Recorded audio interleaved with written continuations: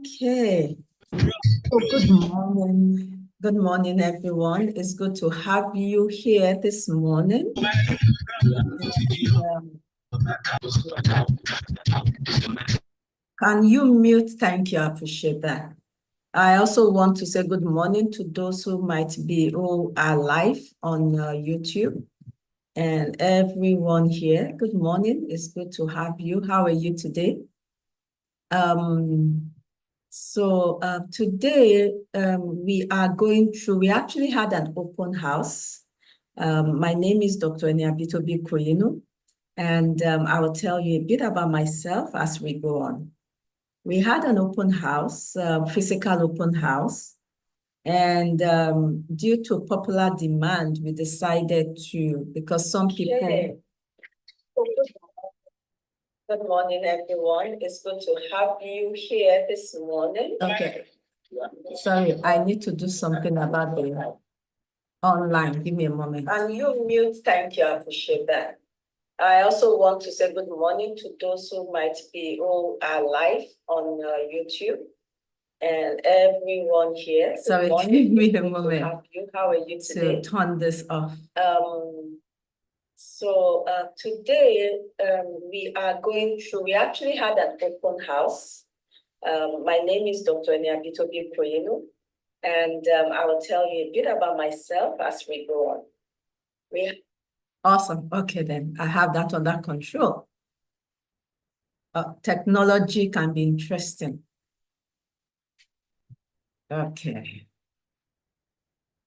Wonderful. Okay, I have that under control. Okay, good morning, Mr. Abiola. I get your message. Thank you. And so, like I said, we had an open house and where we had some fun here in the office with some of our invited guests, and by popular demand, for some people who were not able to attend the open house physically, we decided to have an online open house. So it's going to be almost everything we had on ground. It's just that you won't have the networking, physical networking, but I'm going to try as much as possible to make it, just like we had it online. I'm excited to talk about this because of what is happening and the fact that the future of education, not just future, the now of education requires us to have a better grasp of mental health and then have interventions and systems that utilizes the information and opportunities to help students better. You have so much going on with the fast-paced world we're in. The world is not as we used to know it. A lot of children are dealing with different things. A lot from almost, most of it, large 99% of it, don't let me say 99%, a large percentage of it is from, experiences at home, but not just beyond experiences at home, birth issues, because you now have more children being born with neurodevelopmental disorders, unlike what we had in the past. We have resulting mental health issues from environmental factors, from use of medication in pregnancy, from vaccination, reaction to vaccination. So honestly, children born now have a lot to grapple with.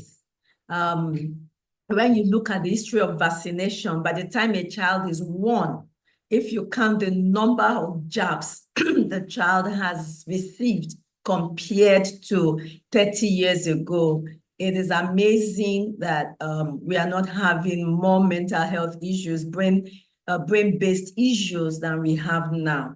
And mental health issues are not limited to, emotional or psychological. you have mental health issues that are due to neurological brain-based issues that, if not corrected, talk therapy, just sitting down to talk or, shout at people or tell them what to do and what not to do, is not going to change it. Just like if I have a wound on my body, you fanning the wound, talking about the wound, telling me, the wound, forget about this wound, is not going to heal the wound. I will have to take steps to do something, pour some medication on the wound to heal it. And so as a school, you have children, and I have some parents here also. But I might pardon me, I might talk a lot to schools because that was the initial intention. But some people reached out to us. Yes, go ahead. Yes, share the link. We've actually made it an open event. So because, we kept on having different requests.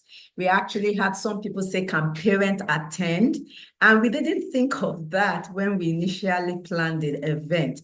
And so yesterday we decided that, about 2 days ago, and said, look, open it up to parents. So if you are here and parents with children with neurodevelopmental issues, and that they can benefit, not that they will benefit from this. So if you have parents, please reach out to them now and send them this link and say, you need to join this. I tell you, they will not regret being part of this. So let me start by introducing myself more and why I do this. And I will do that with, let me share my slide. Give me a moment. We're going over my first slide.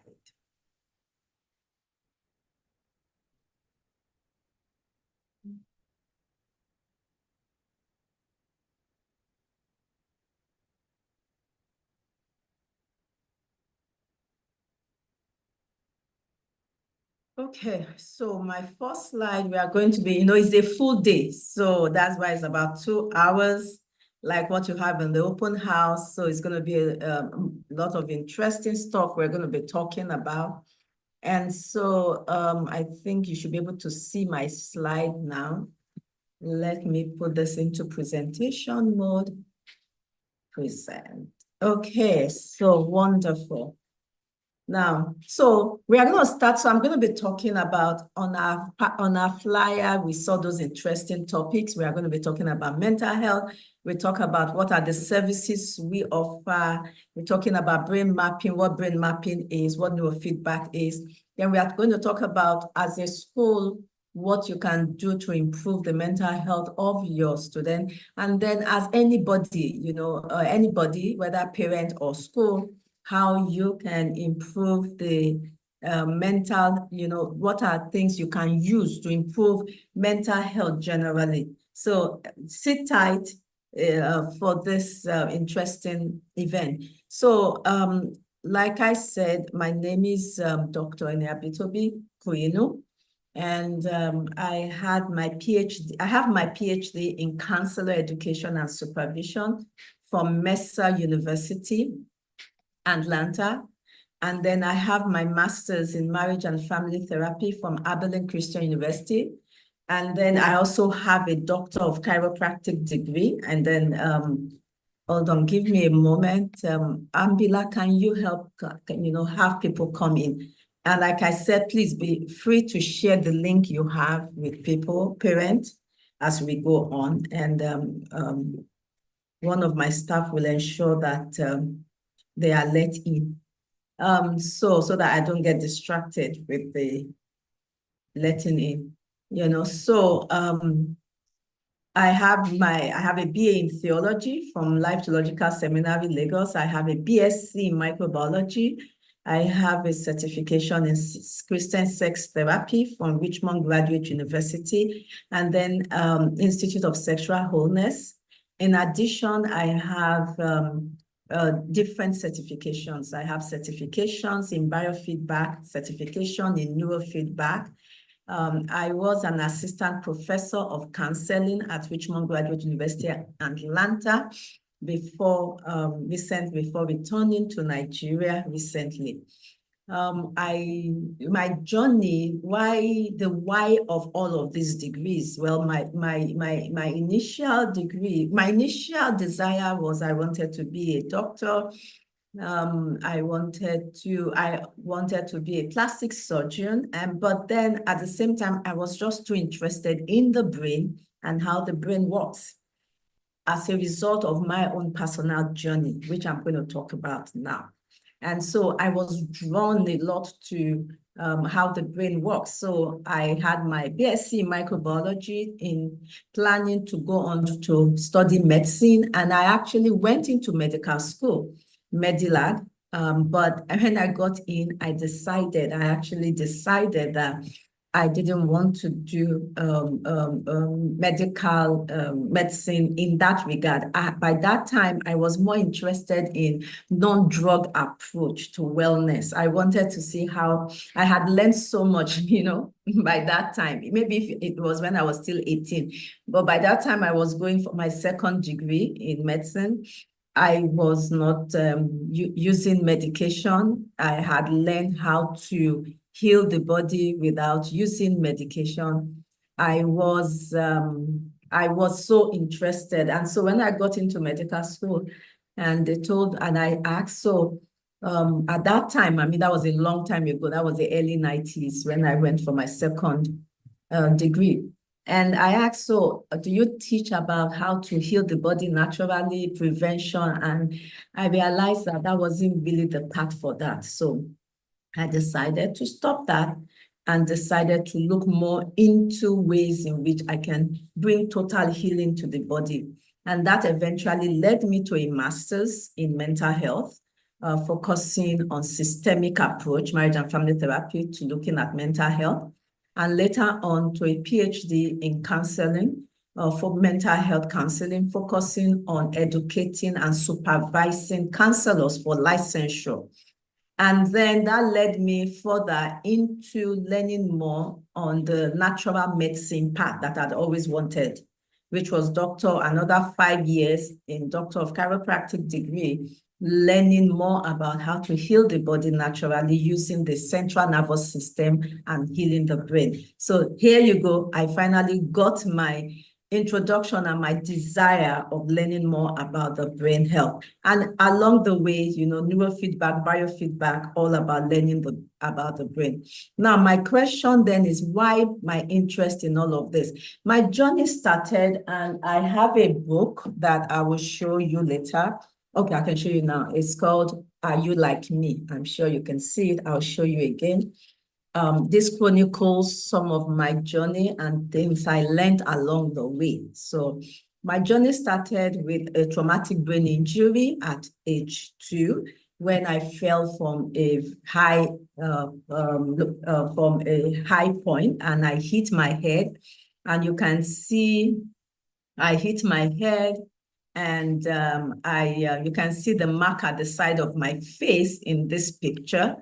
And I hit my head and I landed on broken bottles and went into a coma, had a big gash. This is years. I mean, this gash has been covered up and all of that to make it look so thin. It has been worked on but it was such a deep gash. I was in coma, and I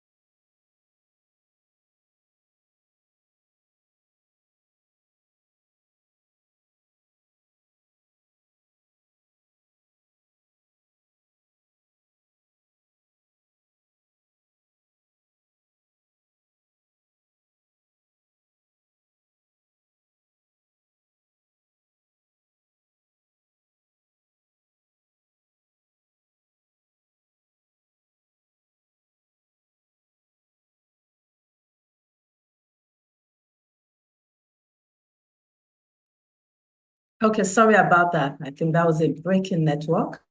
Let me go back to share. Okay, then thank you. Okay, so like I was saying, and so I had the accident, and I came round and everybody thought everything was okay until I developed stuttering. I started stuttering and stuttered till adulthood, real bad stuttering. In Yoruba, we call it akalolo. And then I had poor memory, inattention, inability to sit still, and getting easily distracted. I had gross memory loss in adulthood. I could not remember names, numbers, birthdays. And so I became very, very interested in, how to fix this. And that was my interest in mental health. But then having reached the height of mental health with my PhD, I at that time, I didn't find the answer I was looking for, the height of, therapy, talk therapy. I didn't see the answer I was looking for. I wanted a more hands-on approach because I knew that it wasn't just about, okay, fix it. It was about something else was going on that I needed answer to. And that led me to chiropractic to learn a more brain-based approach to healing brain trauma with focusing on functional neurology and also neurofeedback, looking at how to rewire or reconnect parts of the brain that might have been affected as a result of injury, traumatic brain injury. Many children fall down, hit their head. You have nannies that hit their, carrying children, the children fall from trees and all of that and hit their head. And we think all is okay, but sometimes all is not okay. And I'm going to show you that. So that led me to starting Aroka International Center, a word for healing and restoration. And so here we have the BrainGym Center, we have the Wellness Center, we have the Therapy Center, and all of this all work together to bring wellness. Under the BrainGym Center, we do things like brain mapping, neurofeedback training, biofeedback training, neuromovement, BrainGym school clubs, primitive reflex integration, psychoeducational courses, trainings for teachers and schools and individuals interested in understanding a more brain-based approach to helping people heal. Wellness Center, we have the nutritional evaluation, we have detoxification, weight management, wellness coaching, helping to align the nervous system through chiropractic adjustment for our clients who are working on brain health issues, and then corporate wellness programs. The Therapy Center, we have counseling services, coaching services, specialized weekend couple retreats, and then group we have process groups. Now, let's look more at the BrainGym services, which is very specific on brain health issues. This is dedicated to helping clients harness the power of their brain to enhance their mental and emotional well-being. The brain is the powerhouse. The brain is the CPU, the central controlling unit of the body. And when the brain is well, the body is well. When the brain is not well, then it's difficult for any part of the body to be well. And then there's a big connection also between the brain and the gut. The gut has its own system. So there's a nervous system here, there's a nervous system in there. And the two of them communicate.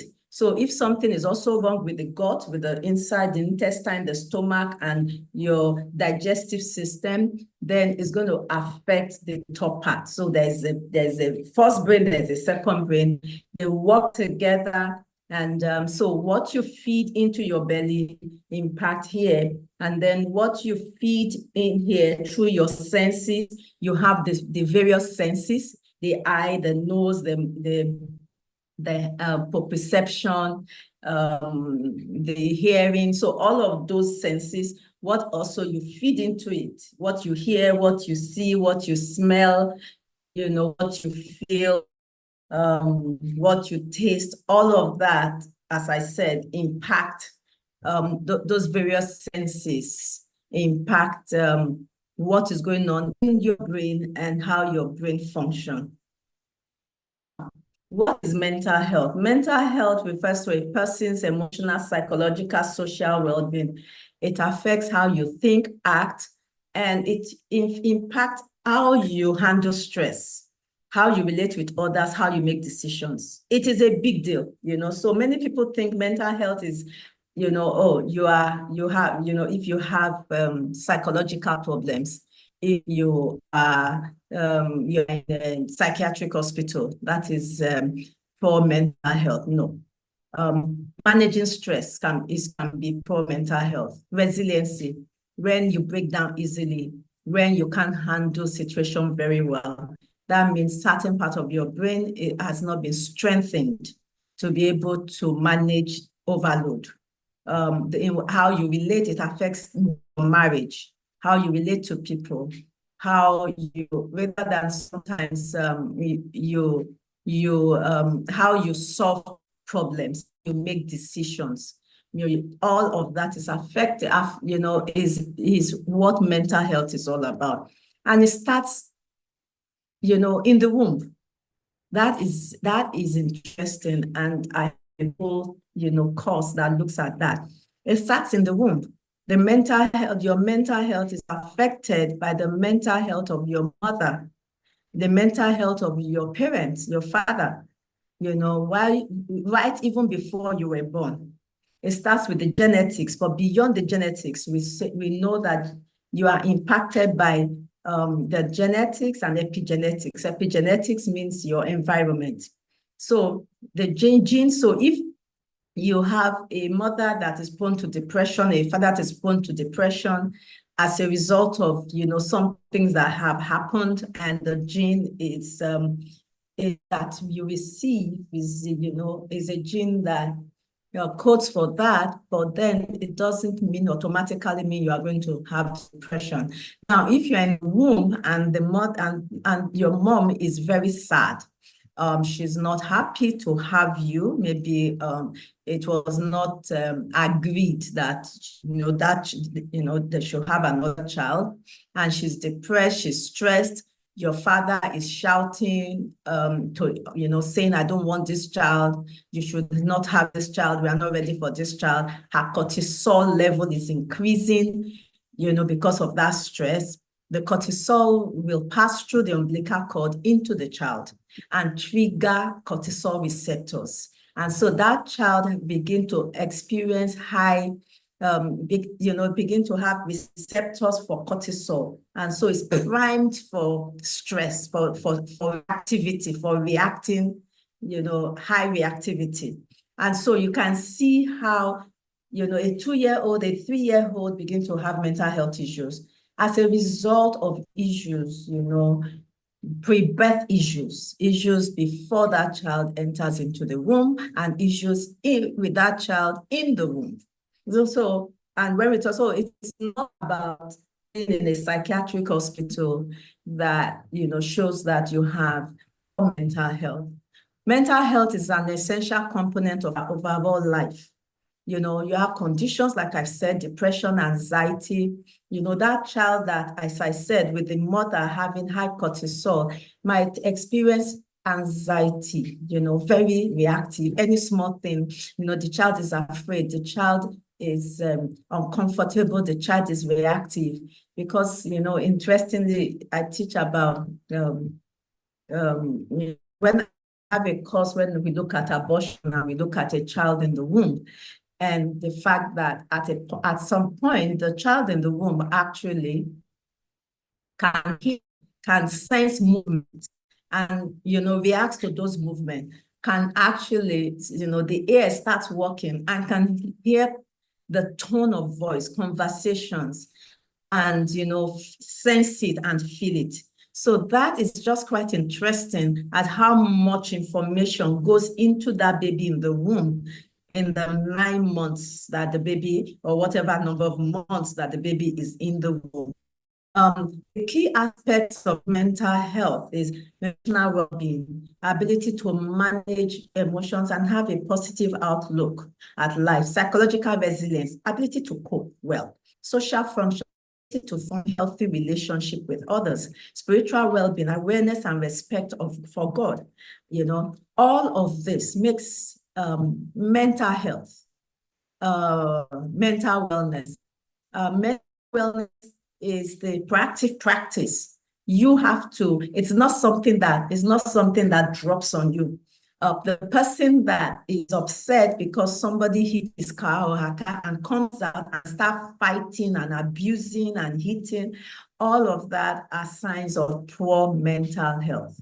As I said, you don't have to be in the psychiatric hospital to say you have poor mental health. Many people, a large number of people are struggling, just like people are struggling with high blood pressure. Do you know how many people are diabetic? How many people have high blood pressure? It's the same way you have a large number of people, with poor mental health issues that they are suffering from, and is affecting everything. What is good mental health? It is when, you are able to cope with stress without breaking down. And breaking down does not mean becoming wild and being crazy. Breakdown can be physical illness. You have many physical, you call it somatic. You have many physical illnesses as a result of of stress, not being able to manage your body, breaking down, not being able to manage the stress. You can go to doctors and say, and doctor says it's in your head. It's not in your head. Yes, well, let's say but the manifestation is not in your head. And, work productivity, positively contributing to this community, to the society, that is good mental health. So you might say that a lot of politicians that are destroying and, they don't have good mental health and they need, to be helped.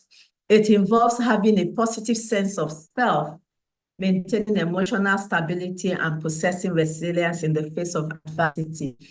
When you say you have good mental health or a child has good mental health, the child is growing, is developing emotional stability, where consistently feeling balanced and in control of one's emotions, and that takes training, it takes mentor, it takes modeling. If you're in a home, you're in an environment where it is not modeled, everybody's shouting, reactive, so where do you want to learn it from? You have healthy coping mechanism, positive relationships, productivity. I've talked about that. Now, let me show you a functional MRI image of a brain, and for you to see that mental health issues is not just the psychological issues. You have neurological issues going on that if it is not treated for 30, you can have an injury 30 years ago that is affecting you even 50 years later because it was not treated or managed. So, so this image is what we call a functional MRI image. And this is it's like a what you call it, it's not X-ray. It doesn't use it doesn't use the same principle as you use X-ray, but it allows you to see into the brain, and you can see the functioning brain and what is going on. So you have this is the top of what most brain will look like, and this is the under of what most normal brain, that doesn't have injury, that is, functioning well. Now, look at this. So remember picture, please. Remember this picture. You see the brain is like, butter, very soft, very, very soft. And so anything that jars it, that's why it is in this vault of a bones called the cranial brain, the cranium. It's it's really it's involved. You can hit your head. But what is under it is this soft, buttery thing that like your butter, like your all this good, but this what you call it, expensive butters you buy, when how soft they are when you bring them out of the fridge. They don't melt completely, but they are just this soft lump. Now, this is someone that fell from a roof. Can you see this big gap, this hole, all these holes? You can see all these holes. Look at the underside, you see all these holes. Now, can you tell me that this person will feel the same way when the brain was like this? No, it's not possible. All these are functional holes, meaning the brain cells in this area are dead. And the way the brain functions is information are passing, they go from one neuron to the other. So when the information from here needs to join into information from here, there's this big functional hole and it's not able to. And so sometimes this leads to frustration because the neuron here is unable to communicate with the neuron here. And so the information that this neuron here carry is lost. And this person becomes frustrated, forgetful, tired, angry because it cannot retrieve, or function, because each of these areas have their functionality. Every part of the brain, you have the prefrontal cortex for executive functioning, you have the motor cortex for movement, and so when that is damaged, like when you have a cerebral palsy where the child has problems with movement, motor movement, then you know that there's a damage that has been done. And a lot of that damage is done during the birthing process, to the brain. You know that the damage has been done here. In the motor cortex, the child is not able to control control movement. You have the temporal region, you have the occipital region, you have the parietal region that have to do with sensations and all of that sensory, integrating sensations. And when the child is having problems with integrating sensation, it's overly sensitive. When you hear a clot, a certain clot is rubbing and making the child feel uncomfortable. The child cannot walk on the floor, is tiptoeing because the feeling is so overwhelming. You know that something is wrong. All those information is a picture of the brain for you. Something is wrong with the parietal, the sensory integrating part of the brain. If, the occipital is where information from the eye come into the brain and it moves to the cortex, the frontal area to get interpreted. Your eye is just a hole. It's like a scene. You don't see with your eye, you actually see with your brain.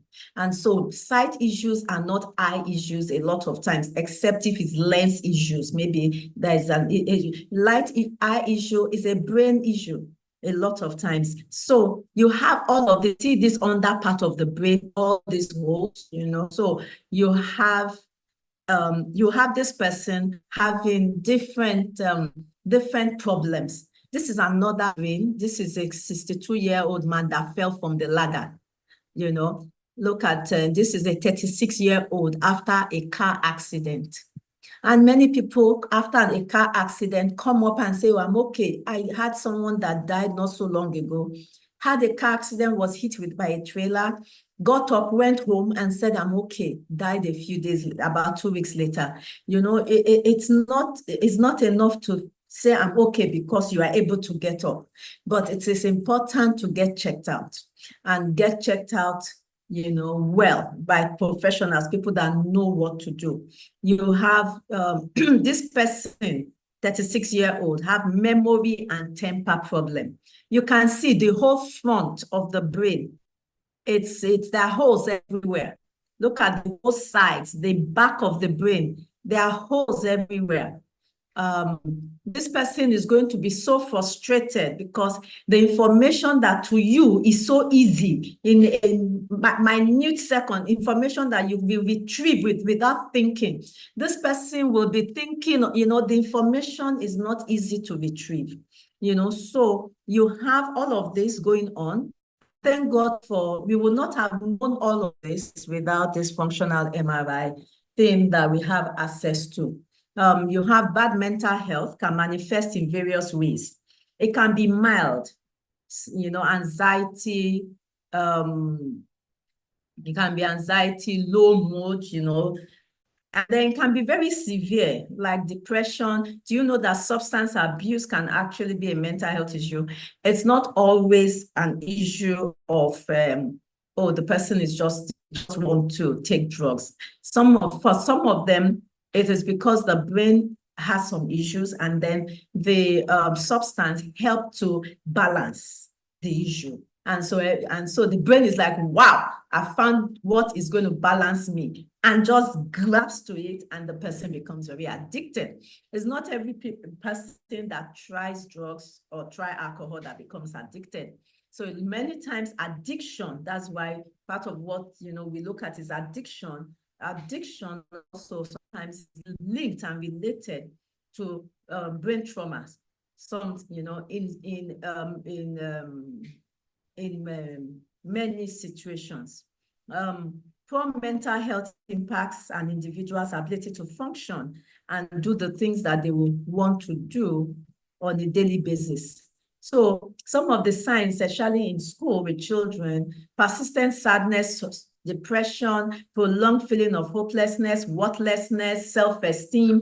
In my book, Are You Like Me, that I talked about having issues with self-esteem, having serious issues with anxiety. Oh my goodness. It was off the chart. Serious issues with memory, self-concept, self-esteem.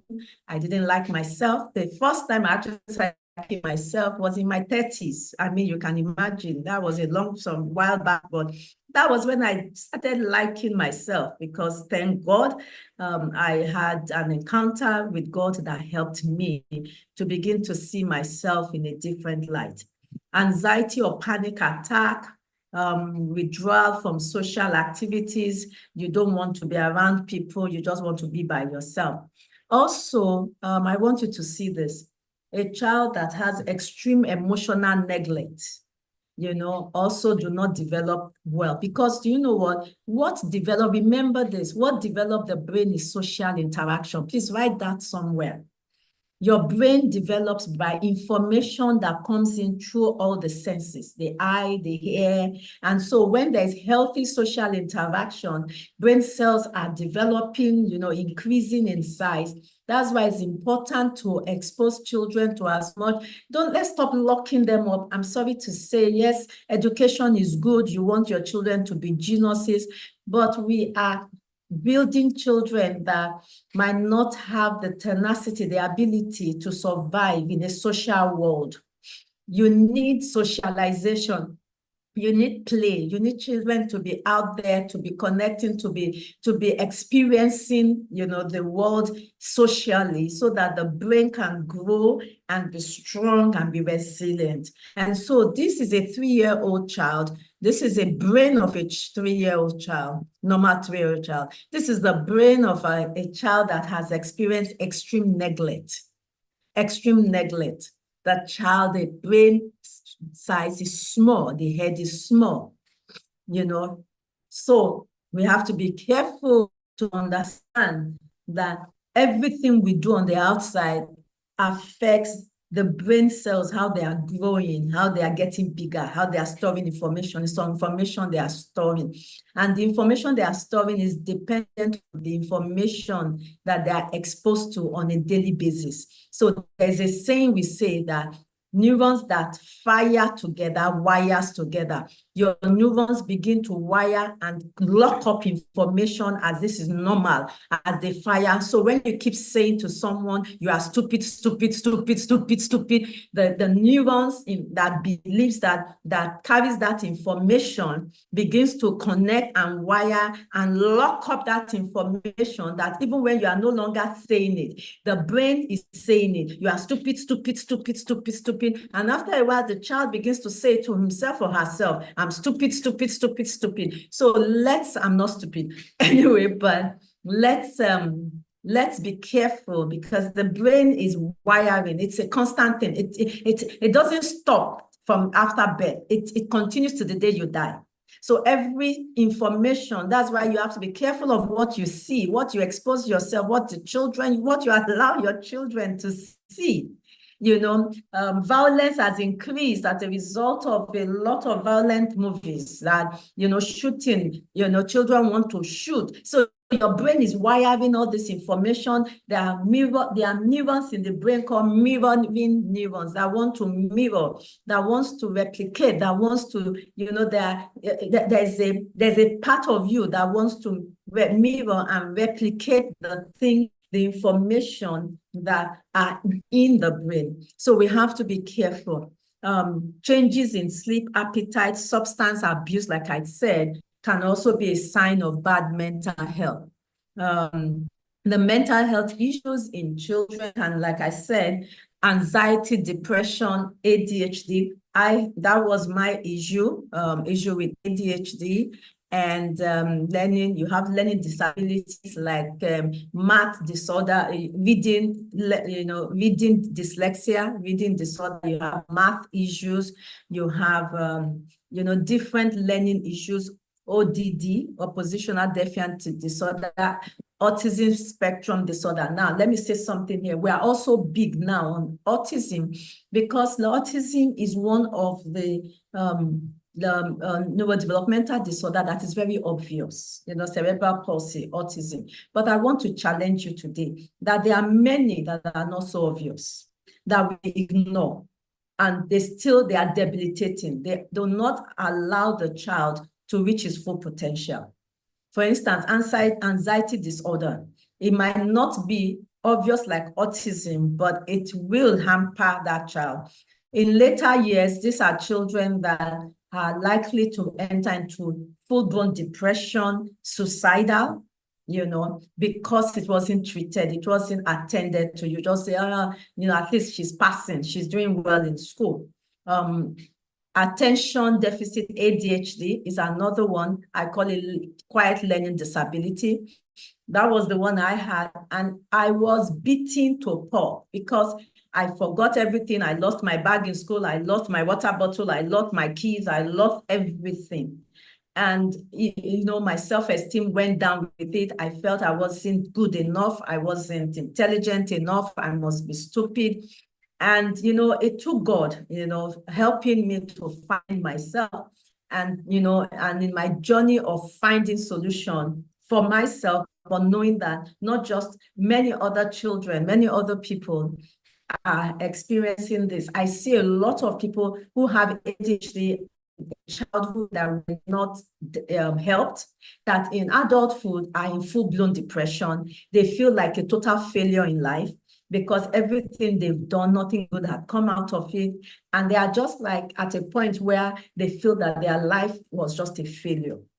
So you don't want, so it's not an issue of just now. So these ones might not be obvious, for you to see them. I have a whole course, a whole series on just talking about ADHD, but they are as debilitating. So I'm begging you, educators also, please, let's not overemphasize on one that is obvious to the detriment of those that are not obvious. Let's open up and show the spectrum, and each one is debilitating. Each one is debilitating, in their different ways. So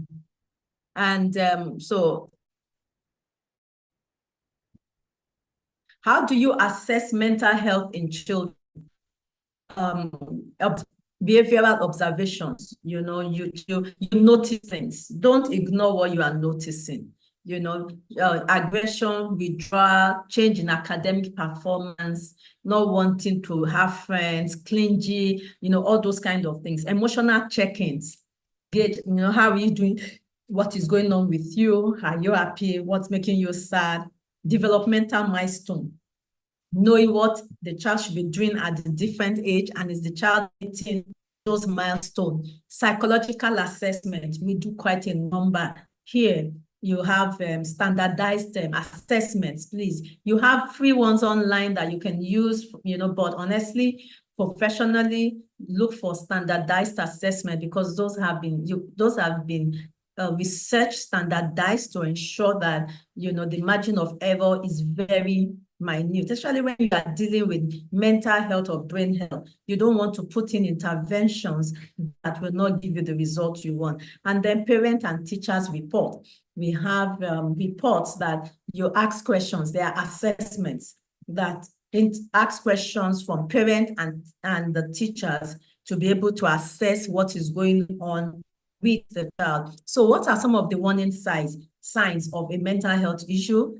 Excessive clinginess or fear, developmental delays, slower than usual progress in speech, motor skills, social interaction, academic decline, sudden drops in grades, physical complaint, especially stomach. My stomach always, having stomach upset. Well, you have a lot of anxiety and all of that are linked. Remember, I said to you the stomach is the second brain, are linked to that. So a lot of IBS,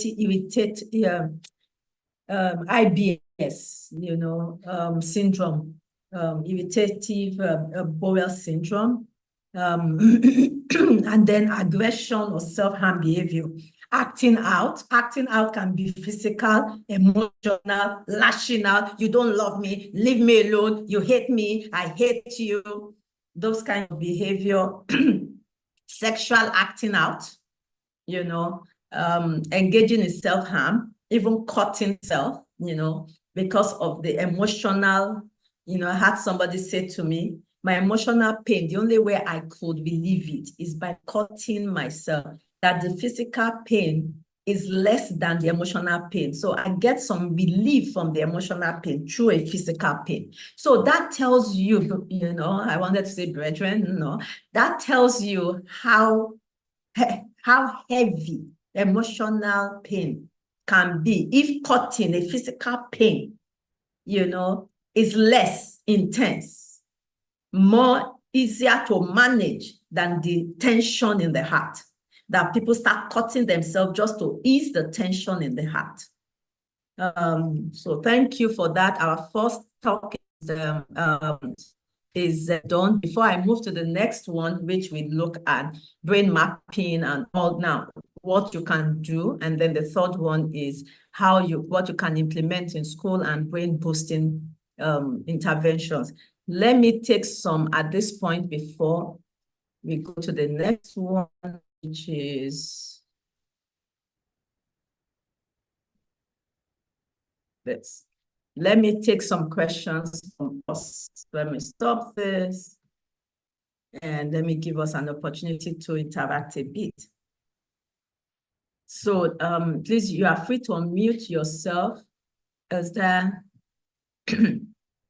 Yes, I do have it. Do you have a training? Yes, I have training on mental health for different people. I have mental health training for teachers, mental health training for clergies, mental health training for community nurses, community workers. Yes, we do.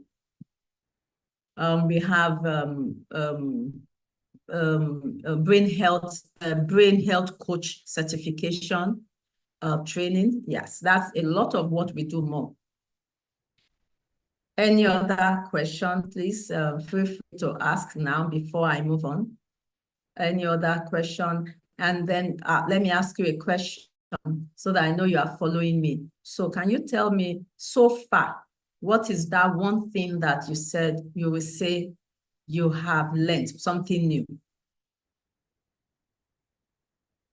Well, the mental health training, yeah, this is Josephine.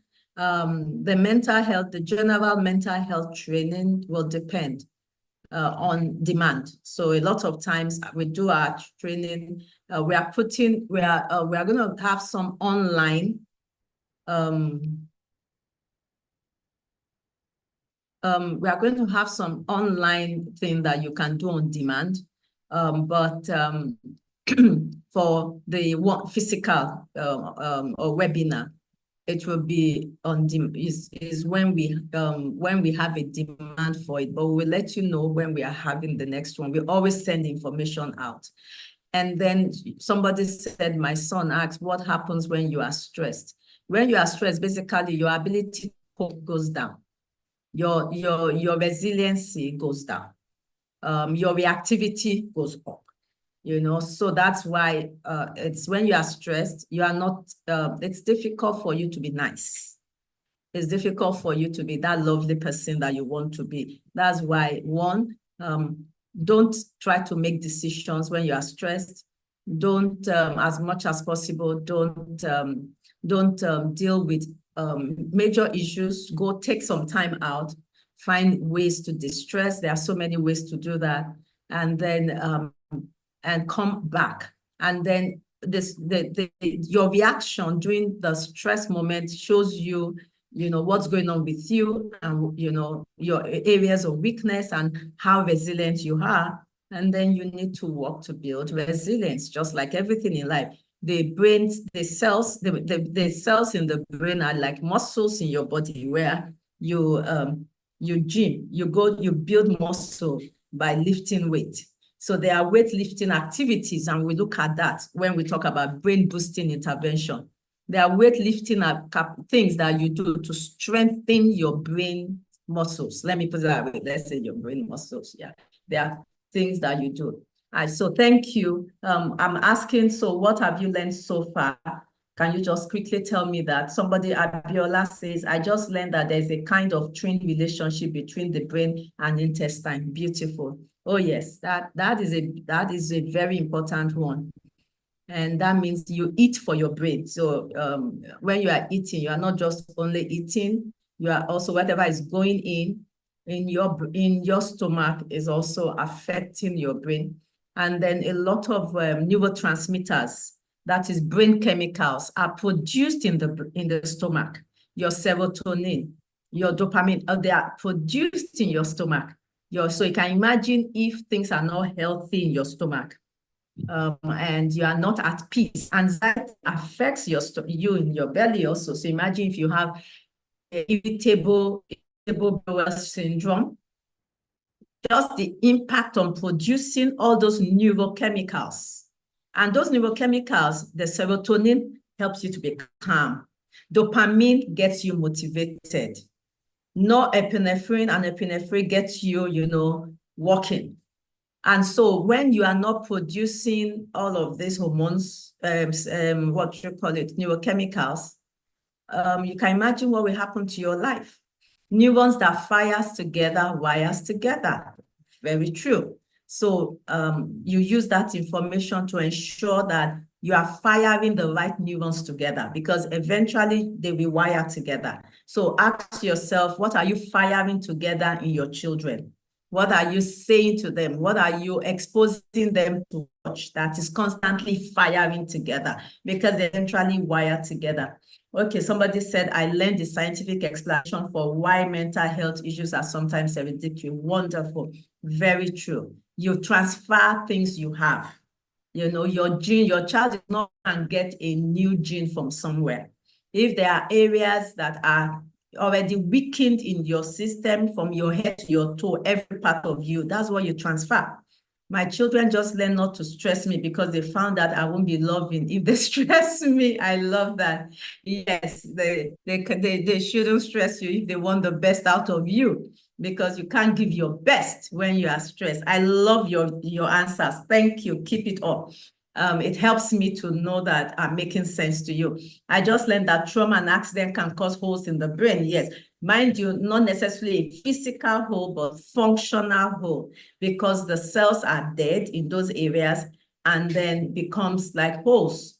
and information are not able to jump from, they don't jump from one side to the other. They pass through neurons. And when those neurons are brain cells, just like everybody has the cells.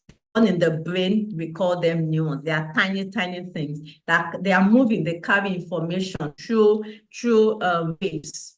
And when they are dead, the information is not carried, and that's how your brain works. Your brain is a network, like computer, like wiring network, like, the computer, like the webs, the what do you call it, global web, where all these computers are linked and they are transferring information. And when there's a block somewhere, that information cannot go, also learn that the brain is a soft, buttery-like tissue. Please remember that. So be careful, even though you have a hard knot, but be careful on how you hit your brain and allow children to hit their heads or hit your head. Thank you so much for that feedback. As I said, you can keep typing, and if you have any question, you can still ask. So let's go to the next presentation, which is, let me go up here. This is another very exciting one.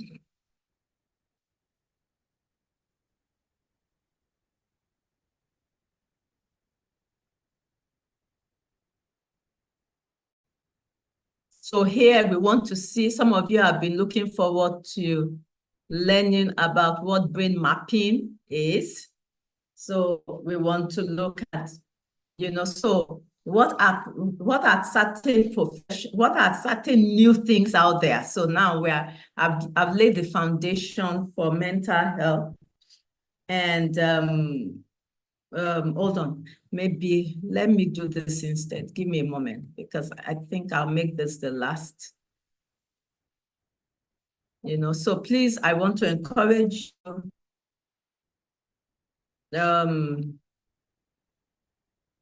So before I do that, I think I want to just change the order.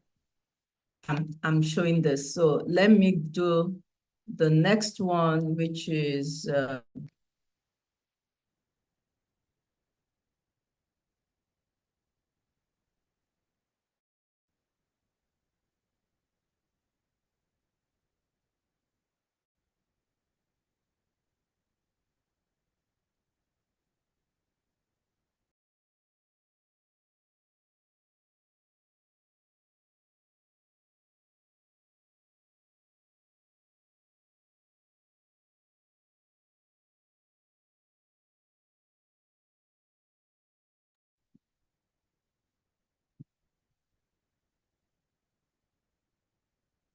sorry, give me a moment. I'm trying to set the other presentation.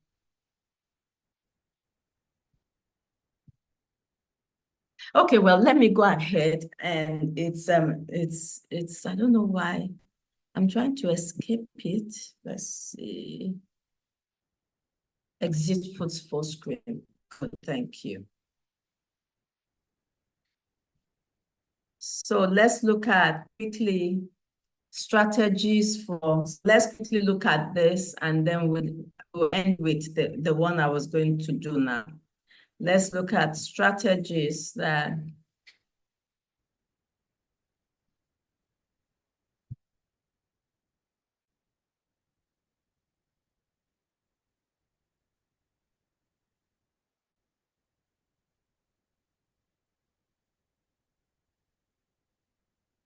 okay, so strategies for improving students' mental health outcome. Let's quickly look at that. And then, so you've looked at mental health. So how do you help to promote this? And then we will look at the, more extensive one, so as a school, you want to integrate mental health topics into your curriculum. You must teach students about stress management, emotional regulation, resiliency as part of the academic program, because they need it in life. Life is not all about math, English, and doing well in physics. Do you know that there was a research done in the US, and they found that when they followed students that were like, had all A's, many of them were not as successful as the students that were social in school, played football, and, really engaged socially. Because social life is not a science lab. Life is not a science laboratory. Life is social. Success in life, please, parents, hear me well. Success in life is engaging with people, connecting with people, being able to talk with people, get things done. And so if you spend 10 hours of your day in front of just studying and not engaging, interacting, yes, you will come out with 10 A's, 10 A1s. Very good. You will be a genius, but 30 years down the line, what are you? Are you able to survive in the world? Are you able to connect with people? Are you able to live healthy? And so let's not get caught up. It's a balance. I'm not saying that we shouldn't desire to have 10 A's, but if you're having 10 A's at the expense of having children that are emotionally well-regulated, resilient, they can survive. Because I'm also a marriage and family therapist, I run training for people working with couples. Today, the divorce rate is off the chart, because children are no longer resilient. They cannot endure. Anything, I'm out. They cannot stay in a job. Oh, this job is frustrating me. I'm out. You see them, in fact, they have changed 10 jobs. And so it is not about, my child is genius, has 10 A's. It is all around. It's my child might have 3 A's, 2 B's, but is my child able, is resilient? Is my child emotionally regulated? Is my child growing emotionally? Is my child social? Is my child happy? My child laughs. My child enjoys, other things. My child, we can sit down and play Ludo together. We can roll on the floor. We laugh. All of that forms life. So don't let us raise children, both in school as parents, that not experience life. So please go integrate, and we are here to help you integrate and build curriculum and training curriculum that allows you to integrate stress management, emotional regulation, resiliency as part of the academic program. Workshops and seminars. There should be seminars for both teachers and students, not just the teachers, the students. Let them know about mental health, as important as physical health. There should be seminars on physical health. Interesting, because you have courses that talks about biology, health, anatomy, and all of that, but very little is done in relation to the brain and brain health. Organize regular mental health awareness program to equip students with knowledge. They need to know this early of and how to identify if they're having some issues. They need to understand what anxiety looks like, depression, low mood. They need to understand and they need to know how to get out of it. Also, the school should have, from time to time, do a screening program. Just screen, students for anxiety, especially when students are resuming school or starting. Have a screening program to know, do your mental health thermometer to understand what is the general mental health in my school, so that you know. So it's like a need assessment. You know what to implement, what interventions to implement. You cannot just implement intervention in silo. You have to, have some way to capture, to assess, so screening programs, we do that. We can help with that. Intervention services, providing timely intervention, such as counseling, therapy. You don't have to do everything in school. You have connect with clinics outside. I was talking to someone from a school that have a good, program for working with children with learning challenges. But I said to them, it is not just a school thing. It's not an educational thing. There are interventions clinically that needs to be done.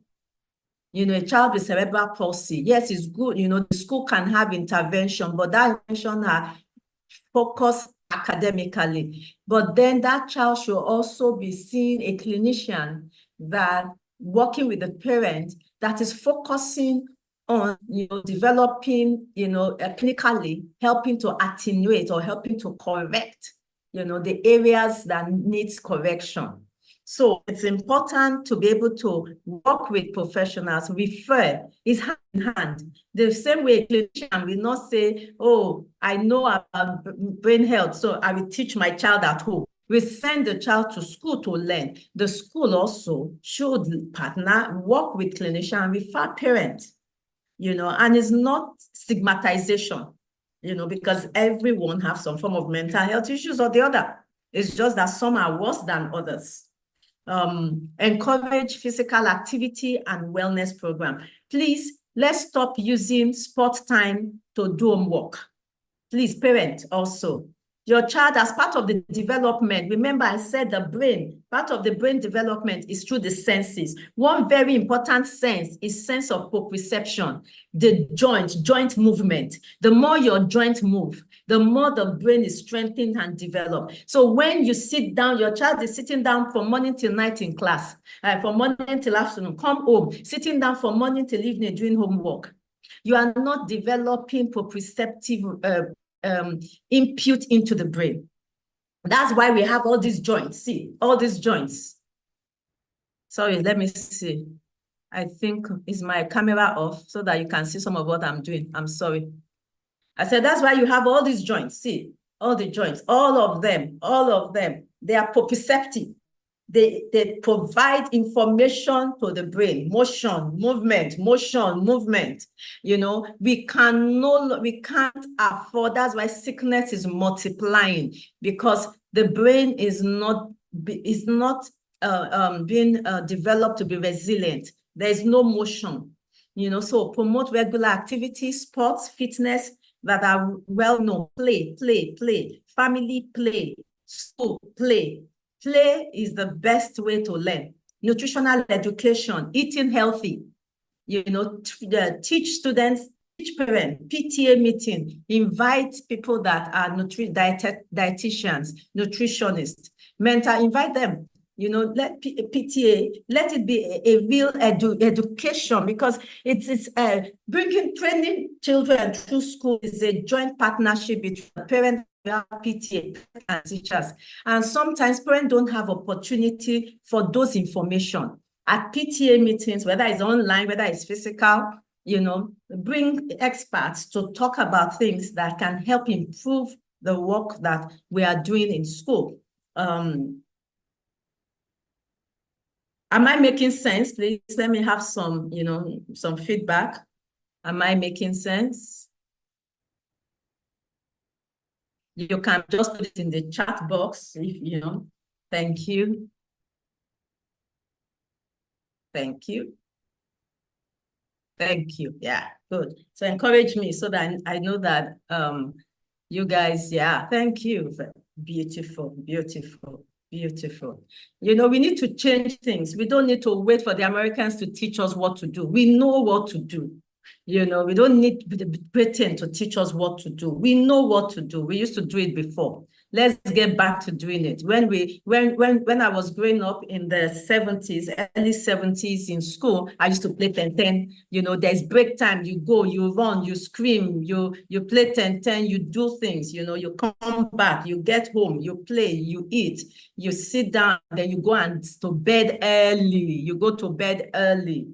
Yes, you go to bed early. Please mind, listen well to the way I'm stressing that. You build strong relationship with teachers as a school, and then you train teachers and staff to recognize signs of mental health struggles, not just the counselor, please. The counselor is not the one interacting. You need to train teachers on mental health issues. Many teachers, I was invited, a parent, I was invited to a school some years back. And And the teacher to me, there's no training here that, we really don't have training that tells us, excuse me, about how to identify these things in children, So the teachers are the case managers in court. They are the ones that see this child or these children apart from the parent. That's why most assessments include questionnaire for the teachers. Questionnaire for the teachers. We have parent rating skills, like corners, like the assessment for corners, for behavioral. You have parent rating scale, teachers rating scale. So the teachers must know what they should be looking out for so that they can immediately send the child to the counselor if there's a school counselor. It's not until the child is bullying or is a big issue, let's pick it when it is little before it becomes big. So teachers in schools should be trained in recognizing the signs of mental health. That's why we have a training for teachers on mental health. We call it a certification, mental health respondent, first respondent training for teachers is a certification to understand, suicide, depression, anxiety, brain trauma, how to identify those things, how to look out for them, and then what to do with them. Then mentorship program, create opportunities for students to have mentors or advisors in the school that they can talk to if there are issues going on with them.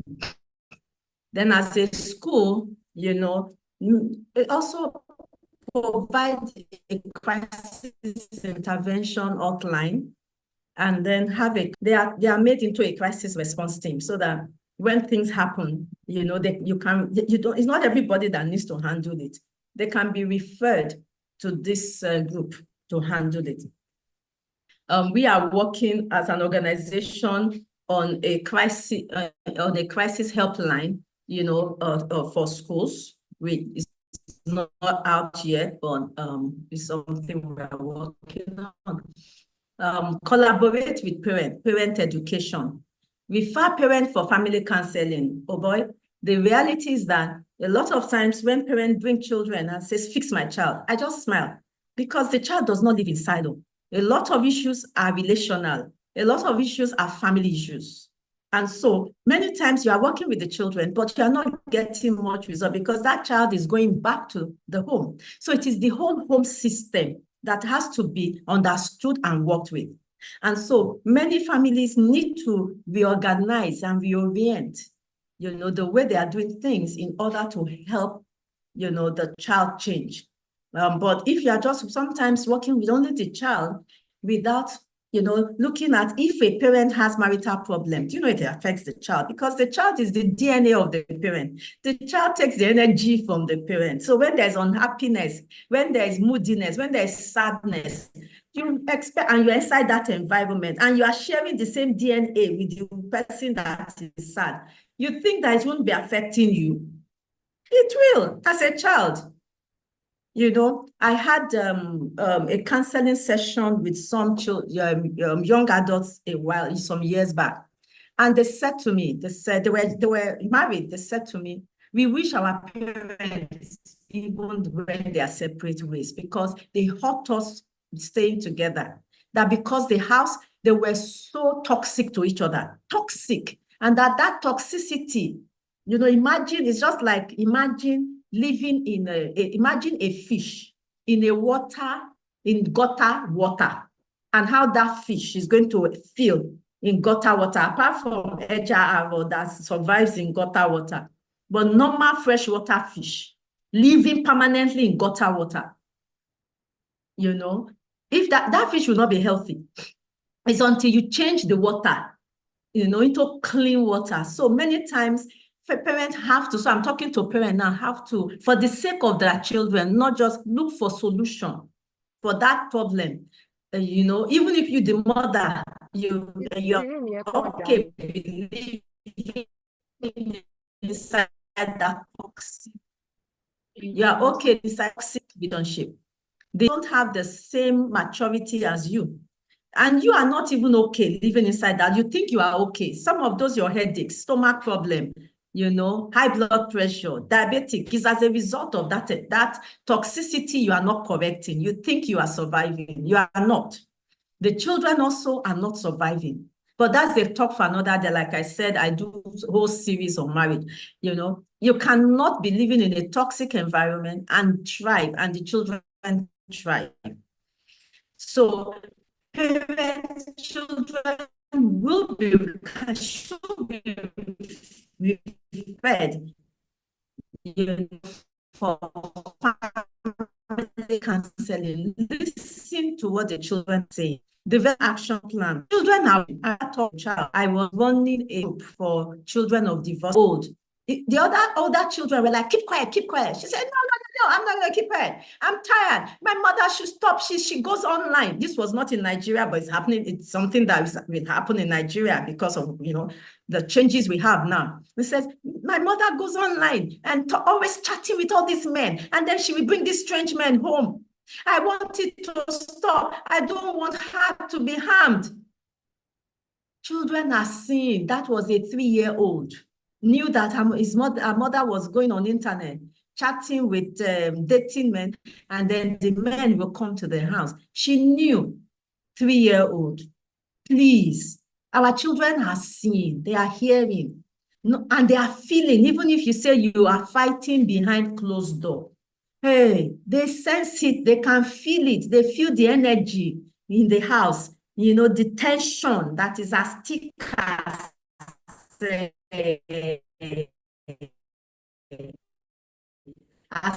as smoke. They can feel that tension. Developing action plans, have an action plan, just academics. Mental health is a big part of academics. It's not just teaching, English, maths, and how to do research, and how to pass WAEC, how to pass GC, London GC, how to pass SAT, how to pass GRE. Life is beyond that. And then you can have a school-wide mental health initiative, have a peer support program, and have behavioral intervention plans for students that works with professionals. Have a multidisciplinary team in your school. As a counselor, advocate for resources that will help create a mental health friendly environment. And, influence policies that what you call it, will help with that. Now, I'm going to quickly move to, before I take questions on that. I know this is a lot, but let's see. Let me go back to this. Okay, let me.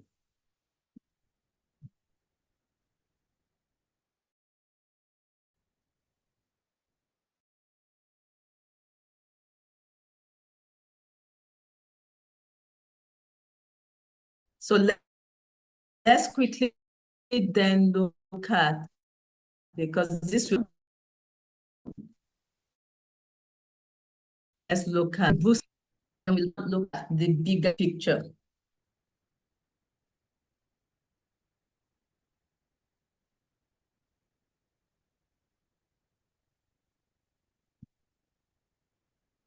Okay, so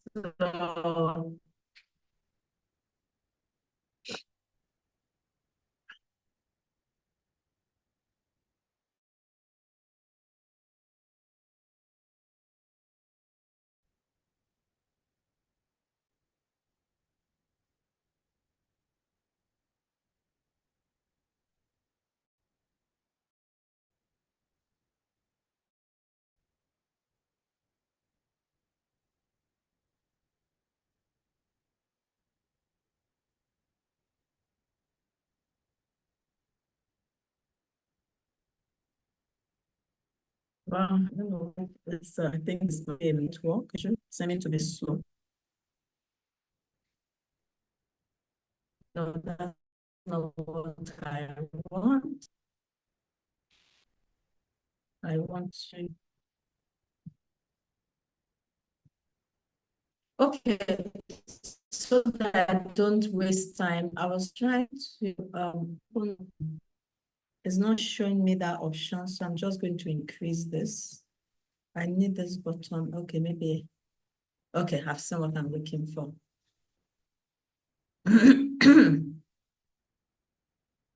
Okay, so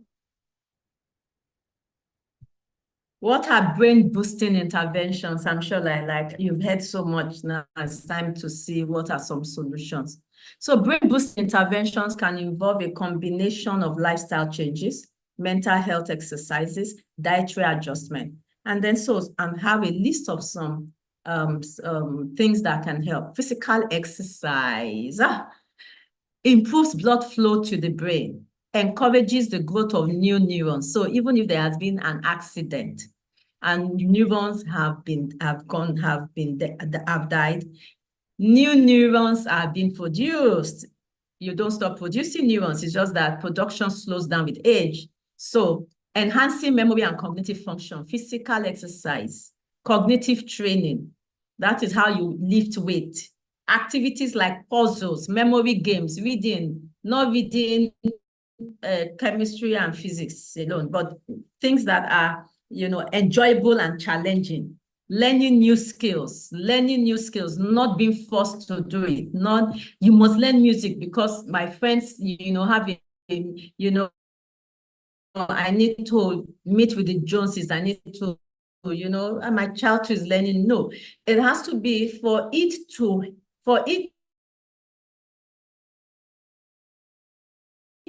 be used by the brain. There must be a willingness, there must be enjoyment, to doing it. So learning new skills that is fun, enjoying the brain. Doing Scrabbles together as a family. We've stopped doing that. It's all about, have you done your homework? Have you done your homework? Doing puzzles together as a family, doing memory games, not about being on the TV, being on the phone, Instagram, oh my goodness, Facebook. No, that is not going to train the brain. It's not going to bring resiliency. In the Facebook and Instagram generation, oh my goodness, we have Gen Zs now. I mean, if it continues this way, we are going to lament the more. And so we parents and schools need to begin to make the correction. This does not train the brain. It's activities like puzzle, family time, adequate sleep is essential for memory consolidation. All the information you have learned during the day, that it gets integrated into compartments that will enhance retrieval for learning during sleep. Adequate sleep, early sleep. Children by 9 p.m., there is nothing else they are doing. They should not be sitting down watching TV till 11, 12. Even when it is weekend, except there are few, maybe you say once a month, on Friday, we have Friday night a family film show that we are doing, and that's a different thing. But they should not be sitting, watching, being on their phone. Some children are sending text messages at 2 a.m. to each other. So adequate sleep is essential. Balanced diet for brain health includes things like omega, chia seeds, walnut. My story of walnut is amazing. I told you I had terrible memory issue. One of the things that saved me through 2 doctorates and a master's in the US was walnuts. It looks like the brain. Walnut pecans were my savior in that regard. Jesus is my savior, but walnuts was very helpful. Flaxseed, sardine, soya bean, I ate it. Black walnut in Nigeria is also helpful. Probiotic like kunu, yogurt, wara. Oh my goodness. whenever I came into the country, everybody knew they had to cheese for me because remember I said the gut and the brain. So fermenting, I can't go into all of that, but just know that having healthy bacteria in your stomach, because those bacteria are important for the production of the neurotransmitters. Having healthy bacteria in your stomach will help your brain. And so having foods that are high in probiotics, wara, kunu, yogurt, will promote gut health, which promotes brain health. You see, so these are very good things that helps the brain. Pure chocolate, not the one that is dark chocolate, the one that is have very little sugar, helps the brain. That helped me through my PhD comprehensive exam. That was a tough one. I had chocolates. I don't eat chocolate normally, but that period I had chocolate beside me. Anytime my brain is tired, does not want to read anymore, I'll just pop in one chocolate into my mouth, and it helped me through that time. Nuts, fermented food, berries, coconut oil, all of this, oily fish, mackerel. Have mackerel in the freezer for the children, as snack. Instead of them, I know it has become more expensive, but instead of, biscuits being snack all the time, have healthy fish. I knew somebody that grew up with this. The mom just will fry. We get a carton of mackerel fish fried and just put it in the freezer. And every time the children want to snack, or now you don't even have to fry it, you can grill it, you can air fry. And every time the children want to snack, that was what they were snacking on. And that person was quite intelligent. The brain antioxidant foods like beans. Many children they don't like beans. No, beans is it. Beans. Beets, green tea, red cabbage, sesame seed, spices, making drinks with cloves. That's why I like to know that you can use cloves. There are some pap. My pap, I will use clove, cinnamon, green leafy vegetables, grapefruits like pawpaw, agbalumo. All this helps with the brain. Tomatoes, pepper, avocado, African pear, plantain, banana, magnesium. Then social engagement, regular interaction, hydration, sufficient water. The brain sits on water. Remember, I said the brain is like mashy. At least 70% of it is water. So you can imagine if your child is not drinking enough water. And then I talk about stress management, learning new skills, picking up a new business, learn a new language. You must want to, for cases that are very bad. And some of those supplements that help the brain include magnesium, L-tyrosine, bacopa, moneri. This is an example of this is bacopa. I use all of these things. I mean, this helped me. I use ginkgo biloba. I have my ginkgo biloba, green tea, rhodiola, rosier, ashwagandha. All of these are supplements that can be used for brain health. So before we go for the last talk on that we are looking now, we're about to go into looking at brain mapping and neurofeedback. So we've talked about, so I have done it in such a way. I started from this beginning of, understanding what mental health is. I've shown you some of the interventions you can do free without spending so much, on your own. Then we are going to go into more professional interventions. So that's how I have, done it for you. Now, before I go into the more professional intervention, do you have any questions or any comments? So give me, what have you learned? So again, please help me put in the chat one thing that you have learned. And then if you have any questions, so quickly put in the chat one thing that you have learned in this second presentation.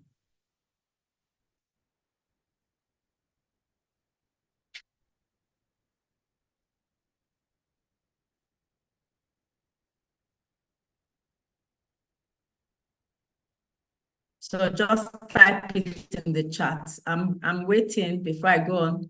One thing that you learned, something new that you learned in this second presentation.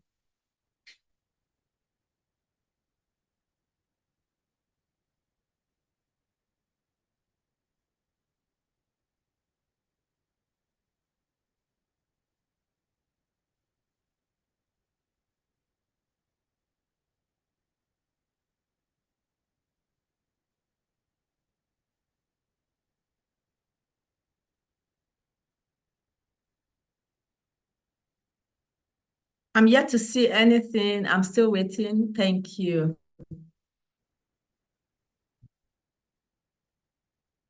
Thank you. Yes, Abiola said mental health screening programs for kids in school can help foster early intervention. Very true. Thank you so much, ma'am, for that fantastic session. Thank you, Rebecca. I appreciate that.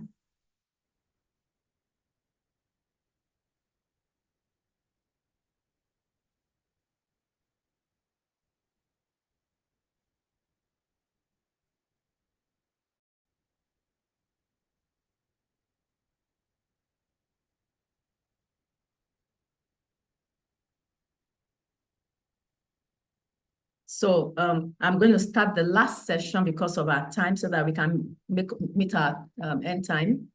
Let's look at the last presentation. Now we are looking at more professional way of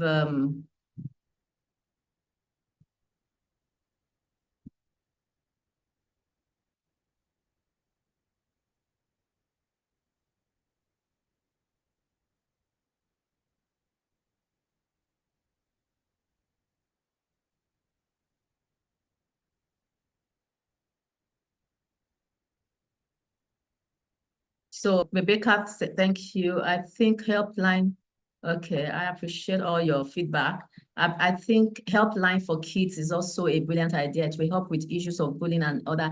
I agree with you. Yes, that is a much needed thing that we've been working on for a while now. And hopefully we get that done soon. I've learned that teachers need to be trained in order to identify, yes, very much so, extremely important. And they need to understand so that they utilize the training. It's not like, oh, another training, but they need to, hold on, sorry, this is a bit, okay, so the final one, AIC services. So how do we come in? How do we work with you? What do we do?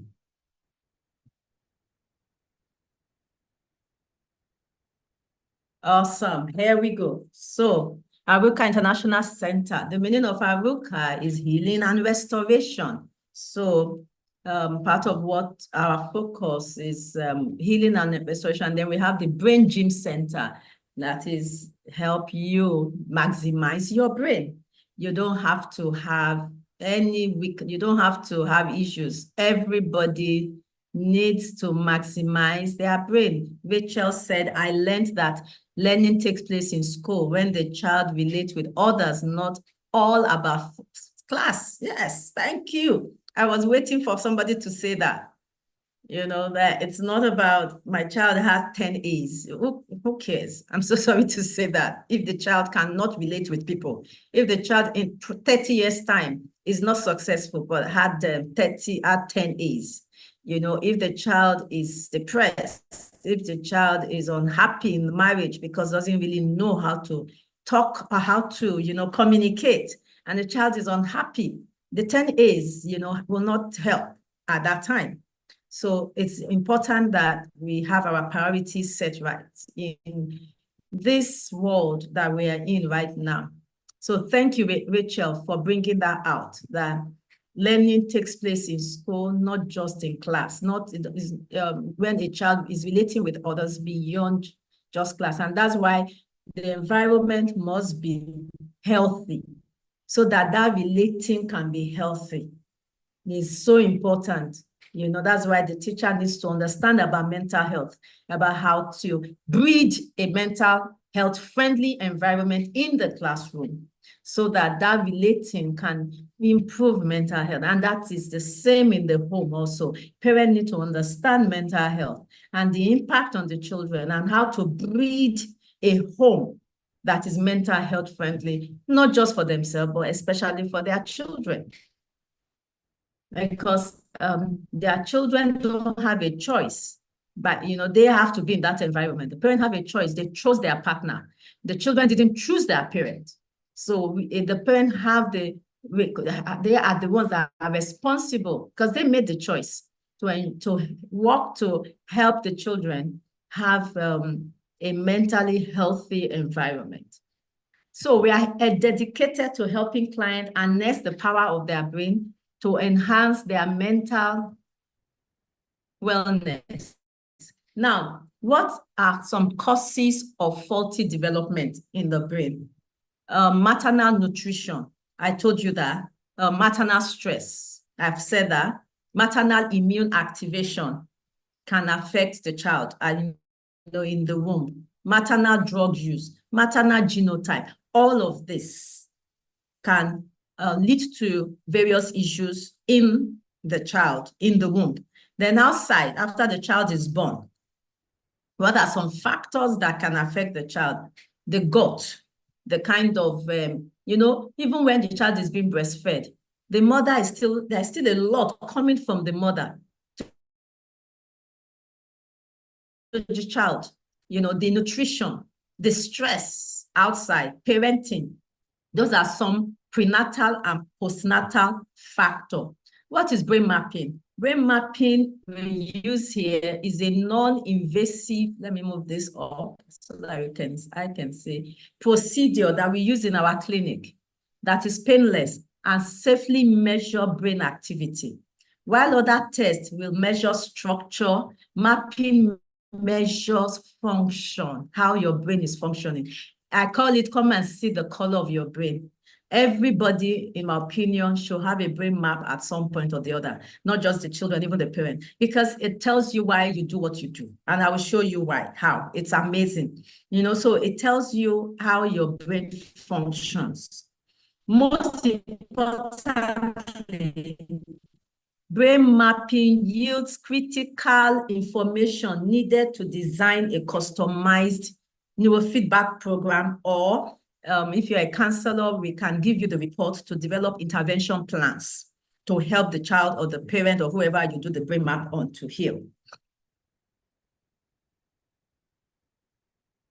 What with brain mapping, you identify what brain mapping does. You identify irregular brain wave pattern. The brain is always, the neurons are always moving. And when the pattern, it's unhealthy, the pattern, the way they are moving, instead of them maybe moving like this, they are moving like this. And so we check those irregular patterns and where that pattern is occurring. This points to area where brain activity may be too low or too high. The brain, when one side is too low, the other side will take over and be too high. And then it reveals area of the brain that are not communicating with each other well. It will aid you in diagnosing psychiatric or cognitive issue. With a brain map, we identify also if there have been brain injuries at some point. It will also show us the level of stress that your brain is grappling with. Brain mapping can help with the therapy. I have someone, I hope, Ekpeyon, okay, Olamide, please, you will, before the end, you will tell us your experience. That was the last, when they came on site, somebody won a free brain mapping session. That was huge because and that brain map and her feedbacks what do we call it? A raffle for a brain map. And she will tell us what that experience was like for her. So the process by creating a better understanding understanding of your symptoms. Now, the test brain, give me a moment if we can quickly just show you that what is okay, let me show this.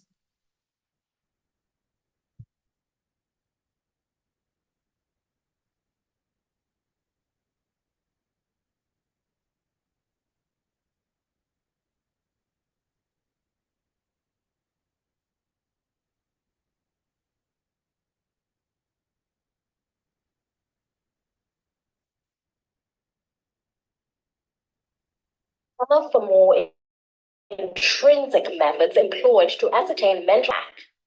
And I will be going through this process in order to understand better how these work.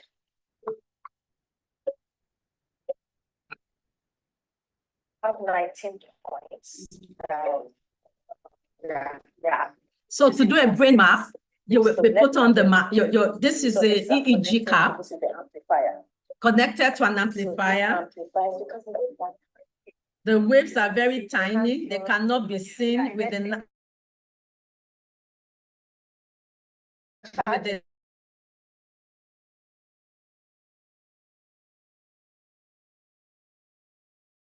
natural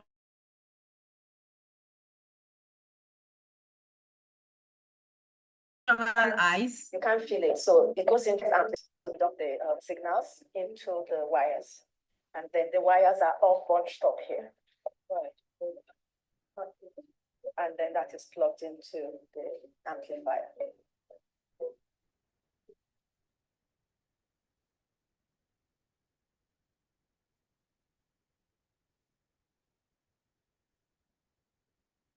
It takes days to receive the outcome.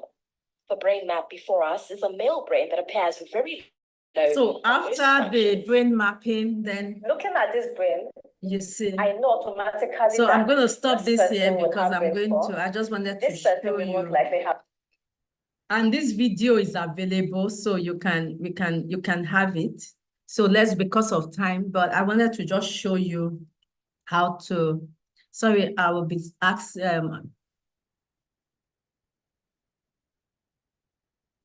Somebody said, can brain mapping be done while one is sleeping in case of very hyperactive kids who will not wear anything over their head or sit still? How do you manage to? Yes, somebody asked me that before. And there are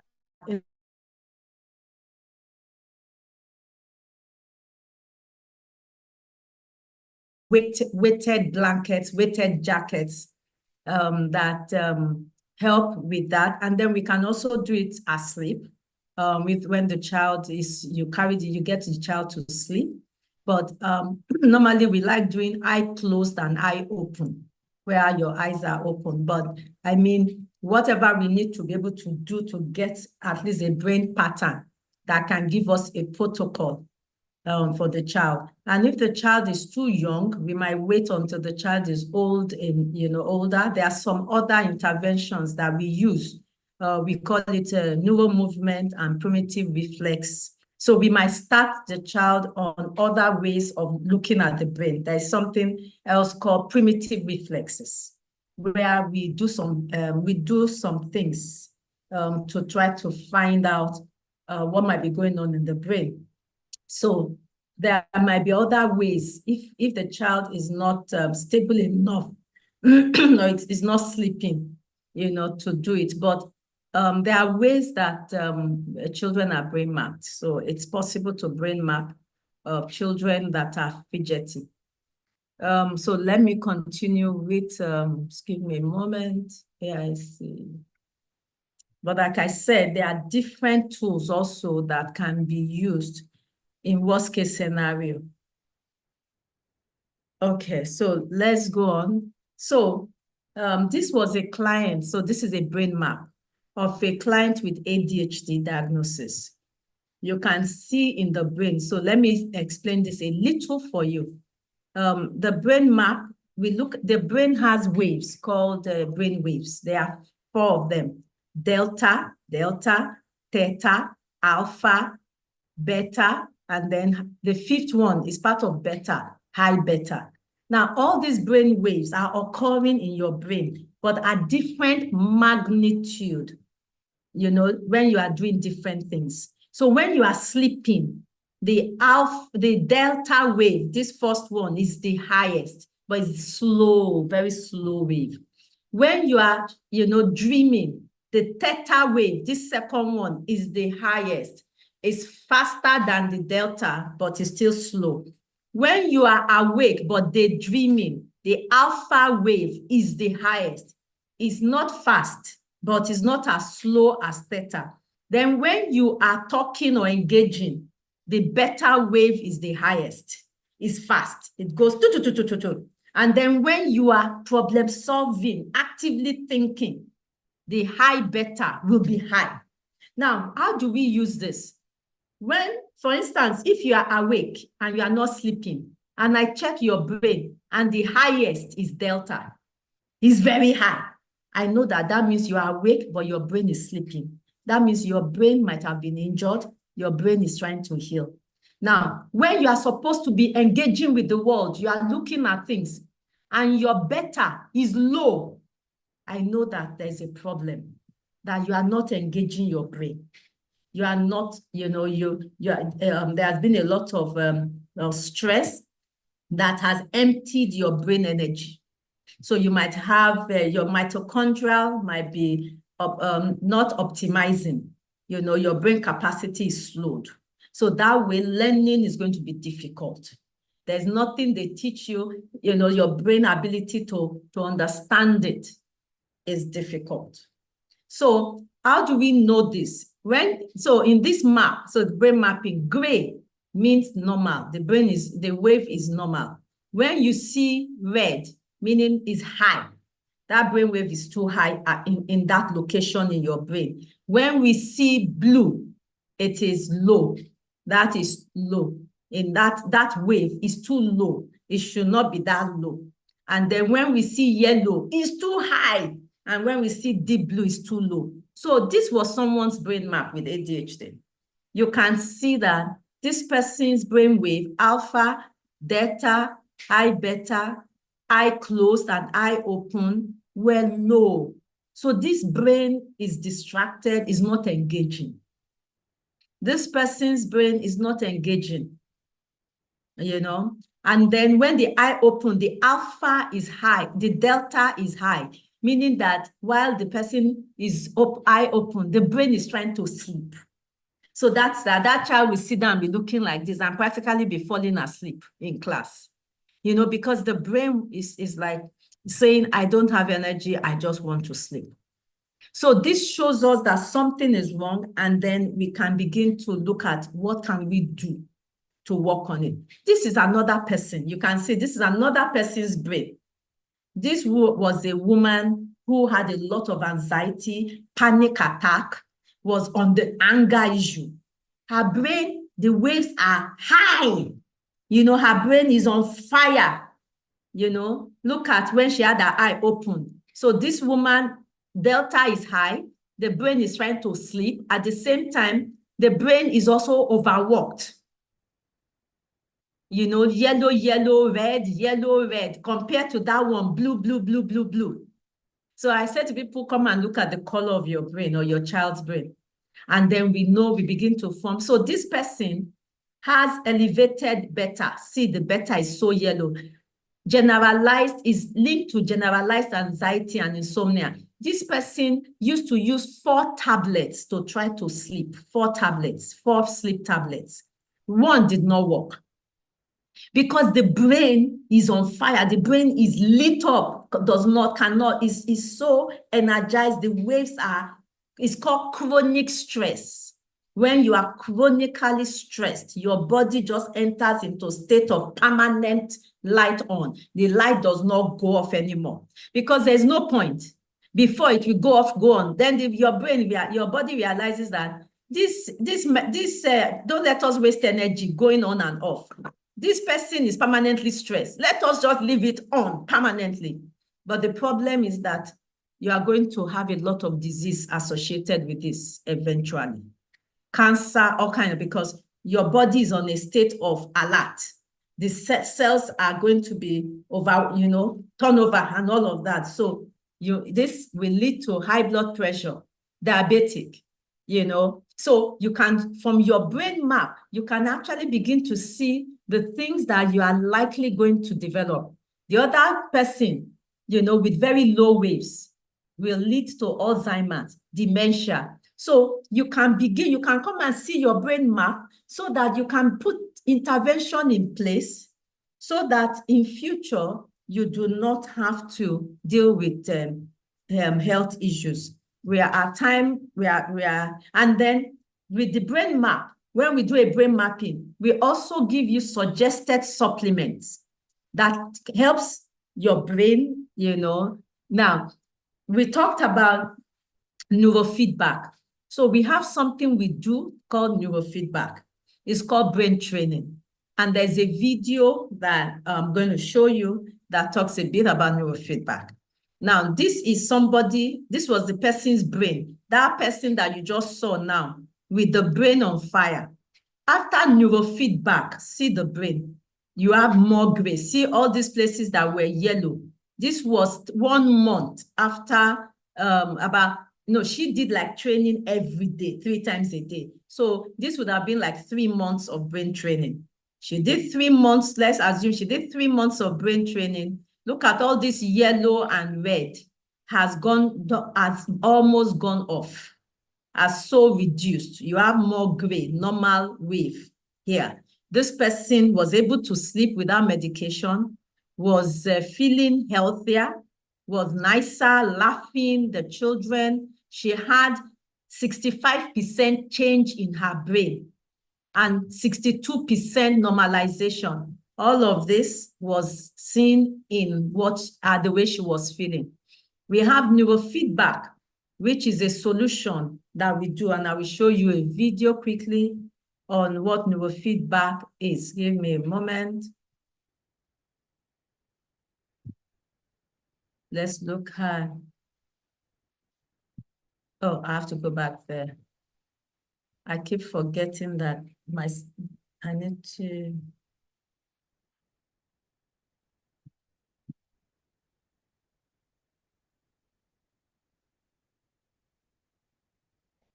This is Mike Cohen. I first took my dad to neuro. Hold on, let me stop sharing. I'm sharing.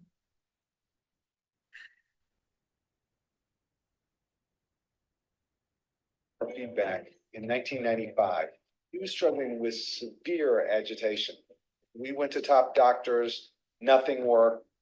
Then we found neurofeedback, and the effect on him was remarkable. Ever since, I've worked with neurofeedback. So when people ask, what is neurofeedback? They typically want to know how you do it, what it helps, and how it's different than other options. With neurofeedback, anyone can improve their brain. We've trained children, teenagers, and adults from age 2 to 92. For children, it's often used for ADHD, emotional and behavioral issues, learning and developmental delays, and struggles in school. For adults, it's commonly used for anxiety, depression, obsessing, and sleep problems. Neurofeedback measures brain activity, like brain waves, and it helps you make more or less of certain brain patterns. By changing brain activity, or by changing how one area of the brain talks to another, you can improve attention, control of your emotions, and behavior. There's research on how it helps migraines, pain, concussions, addiction, and seizures. But what do all these have in common? They're brain issues. With neurofeedback, your brain changes itself. And when it does, typically any of these issues improve. It's not all about problems. Neurofeedback improves performance by changing the timing of the brain. That can help anyone in performing in school, business, or sports. It helps give you an edge. Neurofeedback is different from brain games like Lumosity or tutoring or therapy. Those focus on changing your skills or behavior or how you think. Neurofeedback is focused on changing the brain. There are parts of your brain that help you pay attention, that help you be calm, that help manage your mood and your emotions, or that help you sleep. You don't realize how much your brain affects your mind. With neurofeedback, you get to see how changing your brain can have a huge impact on your life. How do you do neurofeedback? First, we put sensors on your head. Commonly, we measure your EEG brain activity with a special computerized system. The system gives you feedback, such as playing a movie or hearing a beep. For example, when you make a certain amount of beta brain waves, the movie will play perfectly. But as soon as you're less alert and awake, the movie starts to fade out. You rapidly learn how to keep the movie from fading out by changing the brain activity that's being trained. Your brain has a way of figuring out how to get the movie to play. Once you learn new patterns, and that may take practice, your brain tends to remember it. There's a lot of published research that shows that the brain learns from feedback and that measurable changes in brain activity occur after training. So how do you change your brain? It's just learning. Children learn to play a video game, and they never read a manual. Their brain figures it out. How do you balance on a bike and not fall over? Somebody probably showed you, but it's your brain that figured out how to balance. When you train brain activity, your brain figures out how to balance its own activity. So once you train the brain, does it stick? Well, you don't forget how to ride a bike, even if you hadn't ridden in 10 years. It's the same with neurofeedback. So I'm going to stop Once your here brain because of time. learns, We will send this link to you. there are exceptions, particularly if So there's that, disease like Alzheimer's or neural. So I'll send you can have all this link to further look at them. Let me go back here to finish this slide. Give me a moment.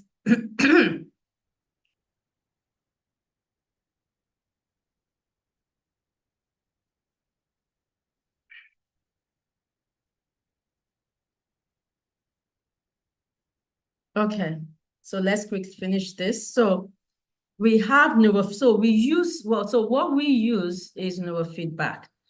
And neurofeedback, we use it in the center here. What does neurofeedback help with? It helps with improving focus, improve sleep, decrease stress, improve mood, improve processing issue, decrease anxious feeling, improves memory, increases learning capacity, improves peak performance.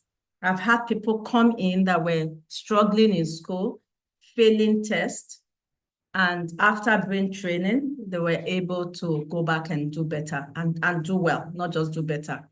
Also, there are some tests that we normally recommend that is done. BMI, blood pressure for older people, C-reactive protein, there are some vitamins that are missing, the thyroid panels. All of this will help to know whether all of this affects the brain. Are these numbers okay? We also have, I won't go into this a lot today, we also have neurocognitive program performance testing that we do. If you're interested, you can ask us about it. Those measures things like short-term memory, auditory short-term memory, working memory, sequential memory, episodic memory, executive functioning. It measures it because each of these helps with learning. And then you can then put certain intervention in place, to deal with this specific area, these various areas. There are various intervention, games and all of that can help with, auditory, because all of that are vital to learning. So we have different working memory, short-term memory, executive function, for instance, ability to plan, organize, prioritize, executive task. And then also involves ability to regulate our emotions. So we have testings that, does that. Working memory is the memory for intermediate result. The memory for intermediate results must be held during thinking. This is especially critical for analytical and mathematical thinking. So you might say my child is struggling with mathematical thinking, analytics, and all of that. Maybe working memory has, working memory has an issue, short-term memory, amount of information, the capacity for holding a small amount of information in mind. in an active, readily available state for a short period of time. Is there a problem with that? Meaning that that needs to be worked on. Spatial sorting, ability to see items and recall it, where they are placed, in what order, in what room. Is there a problem with that? Then if there's a problem with that, then it needs to be corrected. Attention, ability to pay attention, to select a pattern or a process in your environment and follow it over time. All of these are things that need to be looked at. We also offer different assessments. We have career and achievements assessment. We have assessment for behavioral analysis assessment. We have 16PF adolescent personality assessment. We have assessment for attention deficit hyperactivity. We have SDS. We have the one for career. So those are some of the things that we have. But in closing, remember, the brain needs the 3 needs of the brain. Remember this: activation, oxygenation, and nutrition. If you want your child to grow healthy, brain-wise, then what are you providing as activation? Part of what neurofeedback does is activation. Part of what play does is activation. Play, sports, and all of that provides activation and oxygenation. We do that here through neurofeedback and biofeedback during treatment. We put activation and oxygenation. Nutrition is very key. What kind of food are you putting into your brain? So that your connection, this brain is desynchronized. The waves are not connecting. What we do is to reconnect the brain waves so that your left is talking to your right, your back is talking to your front, your brain is talking to each other very well. Finally, we also have the BrainGym Club that we are starting in schools, where we help children optimize their brain, after school or during extracurricular activity, where we have some interventions in place, that children can use to optimize. They are targeted at the brain, at helping optimize brain and general wellness. So if a school is interested in having a BrainGym Club, please, we'll be happy to talk to you about how to bring a BrainGym Club into your school. The BrainGym Club activities including brain boosting games, neural movement exercises, primitive reflex exercises, social emotional learning, and a host of other things. So that is, and then we run groups also that we've helped run in schools. We have the Killing the Ant group that focuses on individuals with negative thoughts. I'm a failure. I can't make it. They don't like me. We run groups for that. We run ADHD group that teaches skills, self-management skill, time management skill, executive function, skills that help executive function. So these are some groups that we provide. So it's a full comprehensive system. So we have the in-clinic system where we have the BrainGym and we have the brain mapping, neurofeedback. And not just neurofeedback, we do a lot of other, we don't just do neurofeedback in the clinic, we do a lot of interventions, basically to help children and teenagers and adults with neurodevelopmental issues, also older adults with traumatic brain injuries. It helps with stroke. It also helps to a certain extent with addiction. But, but family counseling, we normally recommend it, to go with whatever is being done for the child. We'll have in-school program like the BrainGym Club and, running groups. We have training for teachers on, certificate on psychological first aid. We have teachers who want to learn about neurofeedback, or schools who want to maybe offer brain neurofeedback on site in their school. We are open to discussing what that will look like.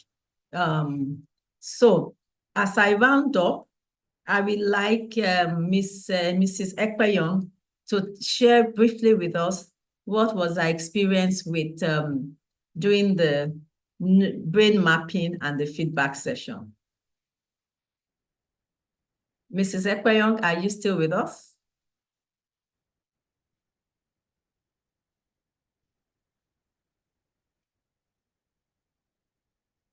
Oh, it's as if she has dropped off. Wow. Ambila, can you check for Ms. Ekpeyong? I had mentioned that, but I can't see her on the, while we wait for her to reconnect, I think she dropped off. Can you call on Ms. Ekpeyong?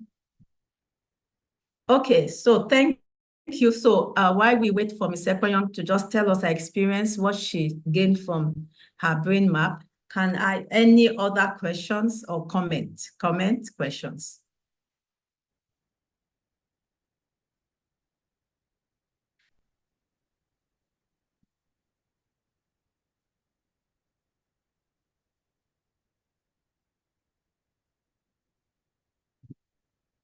And you are free to unmute yourself, actually, if you want to just say something. You don't have to only type it, you can unmute.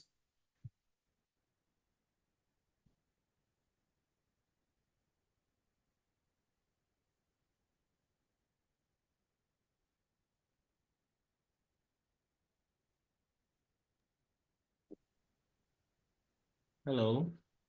Yes. Thank you very much. Thank you very much, Dr. Enya B2B. Thank you very much. Can you hear me?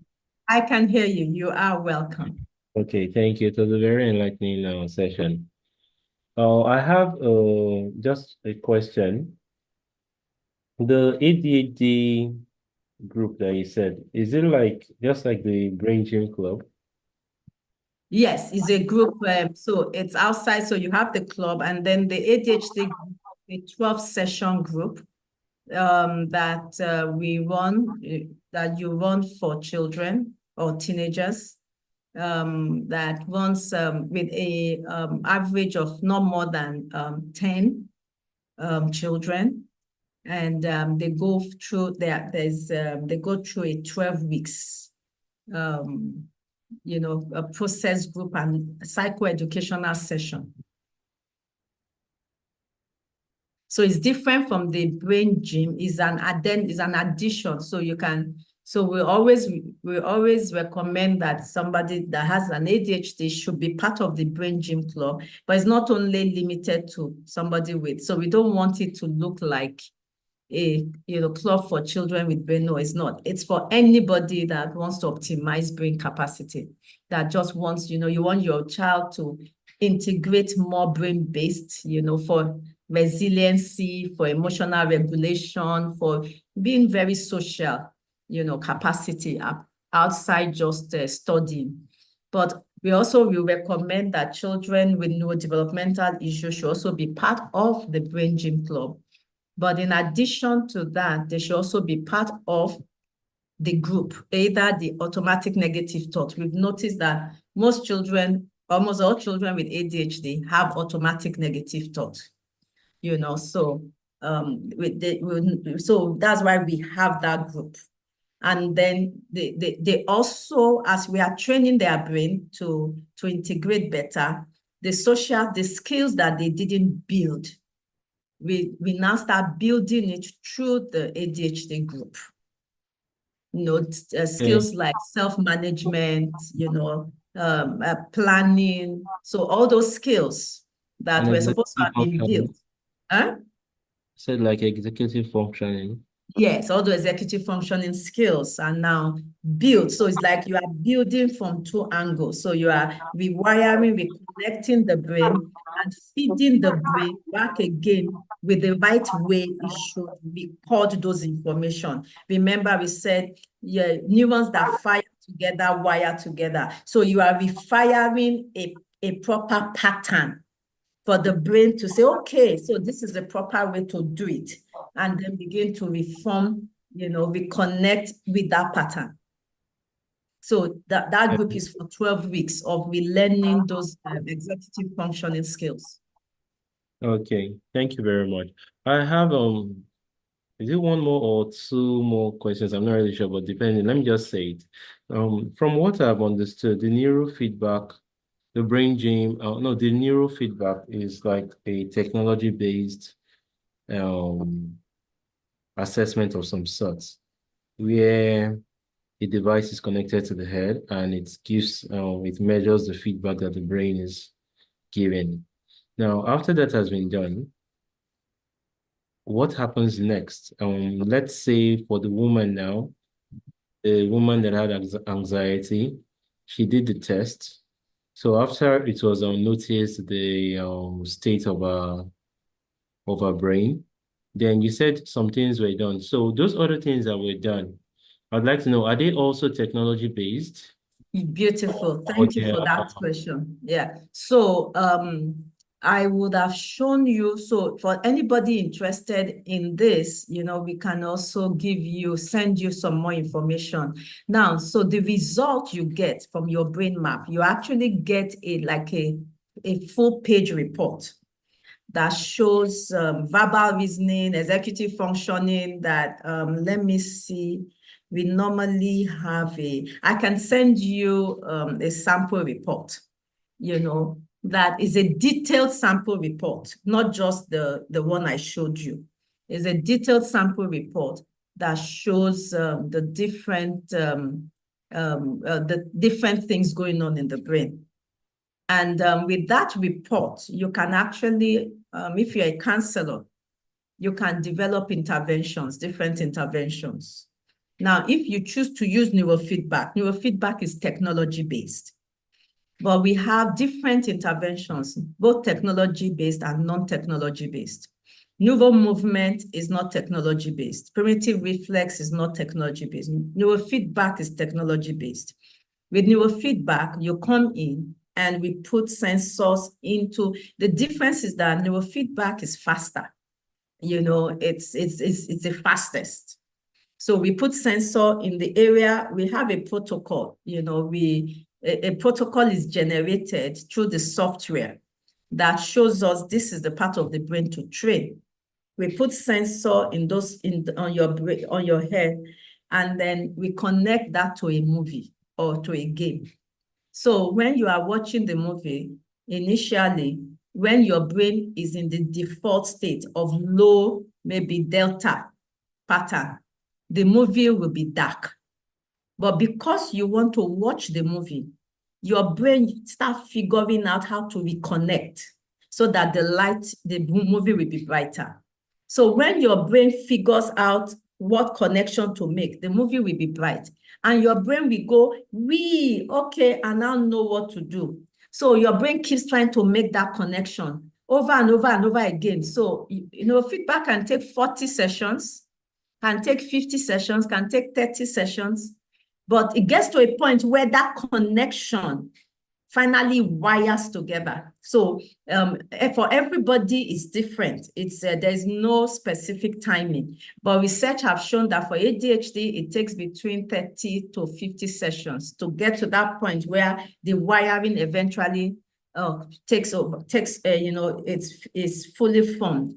Where you are watching, so the thing you are watching must be you must be motivated to watch. It must be something you're enjoying, that you want to see. And so your brain keeps trying. So that is technology-based. But there are exercises and activities that is not so targeted. So this is very targeted, goes to the area itself. Now, the other activities, primitive reflex is also a bit targeted, but not as targeted as neurofeedback. You have interactive metronome. It's targeted also, but not as targeted as interactive, but you can combine other things that can also help with getting the result. Yes. Sorry, those areas you just spoke of now that are not technology based, are they things offered in a BrainGym club, for example? Some of them, yes. So neural movement is offered in the BrainGym club. Primitive reflex attenuation is offered in the BrainGym club. Breathing exercises, yeah. So most of the non-technological ones are all offered in the Brain Gym Club. Yes. Okay, thank you very much. Yes. Thank you very much. If I'm not mistaken, I took note that it's mostly focused on ADHD. That means children on the spectrum might not be able to benefit from that. Children with autism. Oh, no. You mean for neurofeedback? I just Yes, used from ADHD as a as a sign. sample. Okay, Everybody. okay. I mentioned that everybody, whether children on the spectrum, whether it's learning dyslexia, autism, ADHD, Asperger's, whether it is traumatic brain injury, I actually mentioned that, whether it is Alzheimer's, dementia, yes, anything, cognitive memory, anything to do with brain that is not pathologic, is not like, even after stroke, I've had people, I've had colleagues, work with stroke patients. After that, lost use of the limb and all of that, and we're able to use neurofeedback to get the movement back. Okay, So, thank you very much. Yeah, Yeah, thank you, Ma. you are welcome. Any other person? I think I don't think, is she back? Oh, she's trying to log back in. Okay. Is there any other person that has a question, has a comment? And so, how do you feel after this session? How do you feel? So tell me, can you tell me, you can put it on the chat. Do you feel more confused than empowered? Do you feel empowered? And what do you think you will do with this information? So that is my question back to you as we round up. Do you feel confused? Do you feel empowered?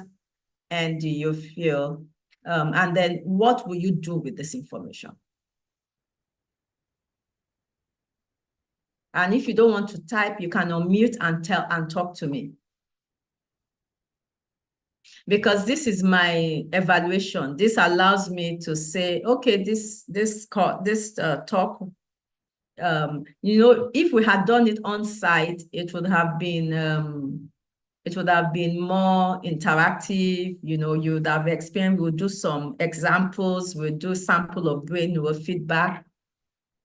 We might even do what you call it. We did the raffle for somebody to come and experience. So we had different things that we did. For you that attended, we might actually, send a raffle to you to do, for and to experience a brain mapping session. We might, so we are thinking about that. So let me have your feedback quickly.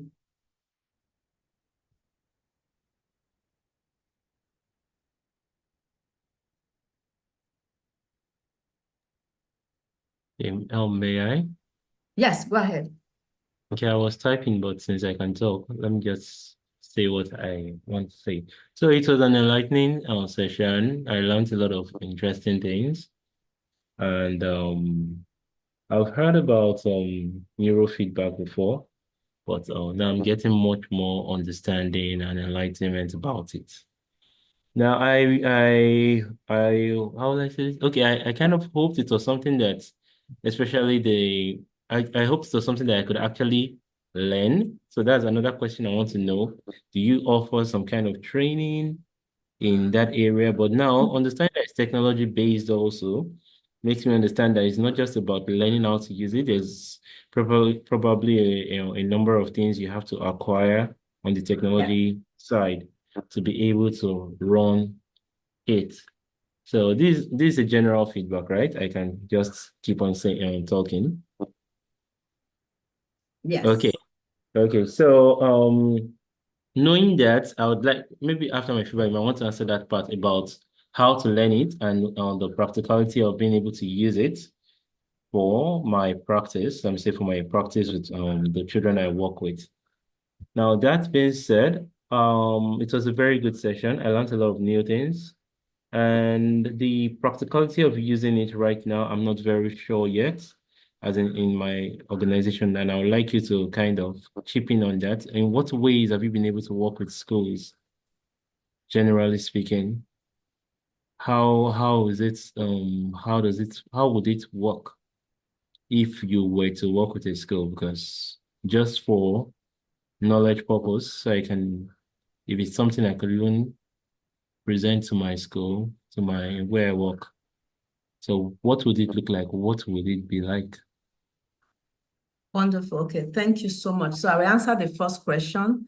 The first question has to do with the neurofeedback part. So we have different courses that we are rolling out for training. One of them is a neurofeedback practitioner. And we'll send, Ambila, can you send the link on the WhatsApp page to a neurofeedback, on the chat, neurofeedback practitioner, BrainGym neurofeedback practitioner training. So we have that coming up. And then we have another certification training called Brain Health Coach Certification, which goes beyond just neurofeedback, but some of the other things I've talked about. It's going to start soon, the first cohort. Now you can get trained in that and how to train people using neurofeedback. Now, after you are done, you have to purchase the neurofeedback amplifier for training and a laptop. It comes to a lap. You have a laptop and amplifier, and so that's why we are doing it cohort based, so that as a cohort, we might, because this will be the first cohort, so we don't have the experience of having done it.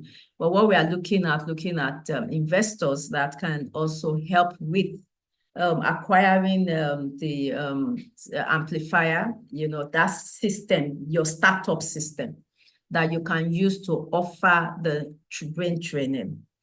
Brain mapping would be more of, we would initially have to be doing the brain mapping, because acquiring that is going to be, that is more capital, a lot more capital intensive, and also you being able to interpret brain map and all of that. So the practitioners will start with training the brain after when they get the report. So you get the report, so you're like a doctor that, gets the report from a lab and then use that lab. So we train you on how to use that lab report to work with, to then get results with your patient. So that is something you can do. Yes, it's very possible for you to do it. Now, working with schools, it's not a difficult thing. There are different ways. You can go to your school, like we've had someone go to a school and, they are like, wow, we want to implement this. Can you do a proposal, as to, what you can offer, and let's look at what we need to implement. Some easy ways is, teachers, even equipping your teachers. Some schools are like, come and train. Can you train our teachers to even recognize how to identify this, number one. Number two, assessment. Can we work with you? Can you be a referral? We see a lot of these things, we don't know what to do big time. We have our system, but can we work with you to send parents so that they can get this comprehensive assessment that we can also use, to develop intervention, how to better work with the children. We run different assessments that school might not even realize they need. We can run screening, screen to say, okay, the reason these children might be struggling, is a general screening, and say, okay, there are children dealing with this in your school, and it's important to put in place, you can put in place this intervention based on the screening. So those are some of the ways. So you have the training of the individuals like you on how to do neurofeedback training and be part of the BrainGym network. You can also what you call it, you can tell your school that the teachers need to be trained, you know, and I always recommend not just the teacher, but even the head of school, everybody, you know, we've worked a lot with churches on mental health issues, and it's always everybody. The pastor is important because then they are able to sit down and say, what do we want to put in place? So the first step is always, let's even get a training done so that we can then decide, okay, what do we want to implement? The third way is a school, your BrainGym club. You can have, you know, a presentation, an online presentation like this done during your PTA meeting. I can come online and, you know, during your PTA meeting and talk about some of these things and the BrainGym club. And, you know, I can be a resource person for you during your PTA like that and talk about the BrainGym club and how to set up to the BrainGym club. And then in your school, and parents are interested, you know, and parents say, okay, we want our children to, you know, I would love my child to be in the BrainGym club. Yes, so those are some of the, and then finally a school, as a school, you know, you can have the neurofeedback training on your school, you know, so we come in and do a brain mapping for children that needs to be, you know, that you feel needs this support.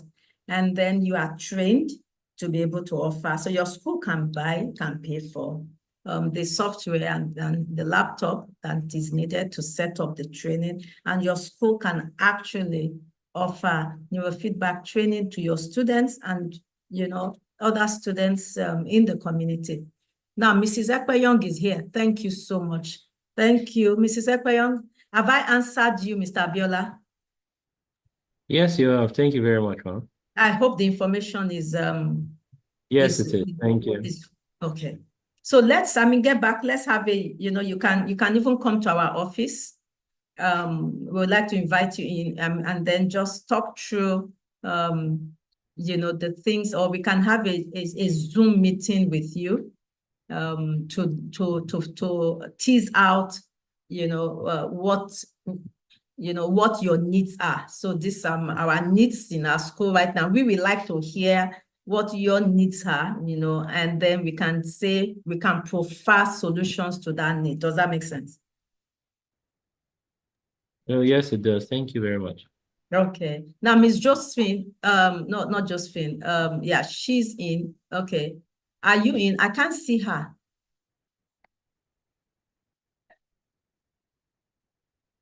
Okay, she's going in and out. Oh, okay. That would have been nice to have heard her because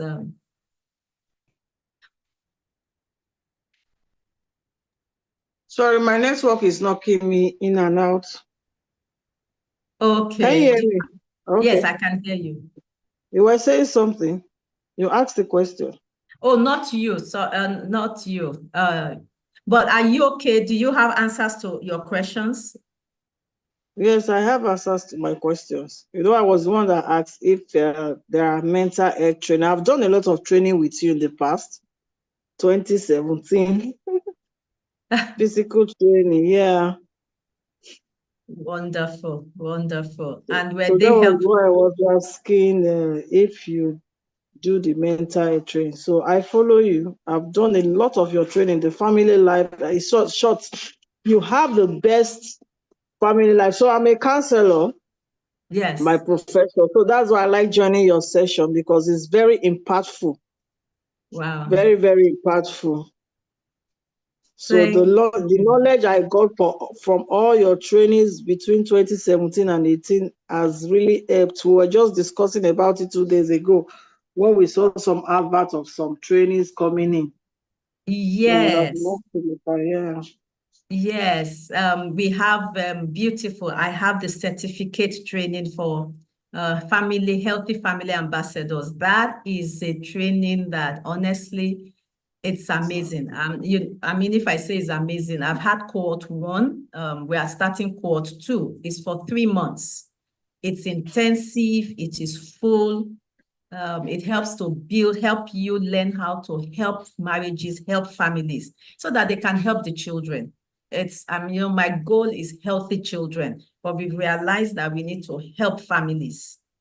Okay, let me quickly allow. Is it going to be online or on site? Is it going to be online or on site? It's a combination. It's a combination because it's an impactation training. So it's both online, on-site, webinar, it's combined. Now, the lady, she's in here, Olamide. Okay, you can unmute yourself. Thank you. Thank you for coming. So Mrs. Olamide won our brain map. And I just want her to quickly share her experience. And thank you so much for your feedback, Mrs. Mrs. Josephine, Akenua, about the training that you have received from us. Okay, Ms. Olamide, you can go on. Okay, good afternoon, everyone. So I'm really grateful for this opportunity and privilege given to me by Aruka International. Okay, so when I came for the training, in fact, I remember the doctor telling me that I came very early and then she's looking for what to give me, a very, very important gift that she doesn't know, but then she would, that at least before we close, she would think of what to give me because I came pretty early. Program was around 11. I got there before 7. So when she said that, but as God would have it, I won the brain mapping, it was like mind blowing. In fact, when I picked it, at first I didn't understand. I folded it like, am I the only one that won it, or we are 2 or 3? You understand? So eventually, when it got to that part, she said, okay, let us open our papers. And then we opened the papers and then, it was like, I was the one, she was like, wow, that you really worth it, and all of those. And then it got to the time I was going to do the brain mapping, I did the one while closing my eyes. The only thing I knew that happened at that time, at least for the first time in my daily life, I was able to practice mindfulness because, while at work, I'm looking at this, I'm looking at that. But because I had to do brain mapping, even though there are some things that was detected when I did the mapping, but at least it put me in a position of stillness, that I'll be still for a while and calm down and not do anything. When I closed my eye, ordinarily at work, even if I'm tired, I don't sleep. We have to get things done. I work with a school though, so but the volume of work is so much. So I'm always moving. So at least that for my daily life routine, that helped me to be still. I was still for a few minutes. In fact, as I was doing the brain mapping, there was something else she was doing for them. When I did the eyes opening one, I was telling Miss Ambil, I said, won't I miss that particular one they are doing? She said, no, let's just do your mapping, you understand? So it's a very, very good experience for me. And then for me, it has really helped me to plan my daily life routine again. Like when I had my feedback session, I told her, I'm a Coca-Cola person. So most time when I'm exhausted at work, when I get to work and I don't eat, I get to get my energy from Coca-Cola. I just need sugar. When I get back home, I want to wash, I want to do house chores. I just get sugar to just get energy. So I discovered that all of those things are having effect on my health, and then sometimes I'm cranky when the children do some things, I'm just easily angry at home. And then I'm like, oh, let me rest. You understand, like that. So I was able to, understand that if I don't keep it calm, it's very, very dangerous. In fact, I was even shocked when she said, this and that there's something she saw and then it's tending towards diabetes and all of this. And then I had it in my lineage that my grandmother had diabetes before she died. My uncle had diabetes before he died. So I know that, now I have to be watchful. Now, this is somebody who has not stayed with me. Actually, doctor, the Mrs. Martins that joined us for our school happened to be my sister. She's our firstborn. You understand? She's the first one of my family. She joined for our school. I didn't even know that she'd be on session that day. So she just called my husband and told my husband that, there are some things that happen in our family. This doctor is not living with also. And then ordinarily with the brain mapping, she could sense things that happened even while I was a child and all of those, everything. So I even had to go and ask my mom, did I fall down? She said, no, you didn't fall down. There was nothing like that. I never fell. And then I asked my sister, she said, no, that didn't happen. And then I noticed that probably at some point, because she said she saw accumulated stress, probably, or trauma. So I remembered early years of marriage, trying to struggle to get things done. All of these things played out in the brain mapping feedback that I got. So I know we have to. In fact, it was one of the reasons why while I was at home this morning, I asked all my children to join, and it was my son that asked the question, "What happens when you are stressed?" And then they said, "Oh, mommy, will not make you, will not stress you again." So I said, "Do you now know the reason why I don't like feeling stressed?" They said yes. And then I was even surprised yesterday. We've not had light for a while, so I soaked clothes. I'm coming back to wash. By the time I got home, my husband had washed all the clothes. I said, Jesus, what happened? He said, no, I don't want you to be stressed. If not for the fact that you want that thing, and then you said it's 350 pounds. That my husband made a funny joke. He said, you are here in Nigeria. They sent your reports to US, to America, to calculate your brain mapping. It was funny. So he said that's 875,000 naira. Where will he get that kind of money from? So let's just be managing ourselves. The things you can do. The one you cannot do, leave.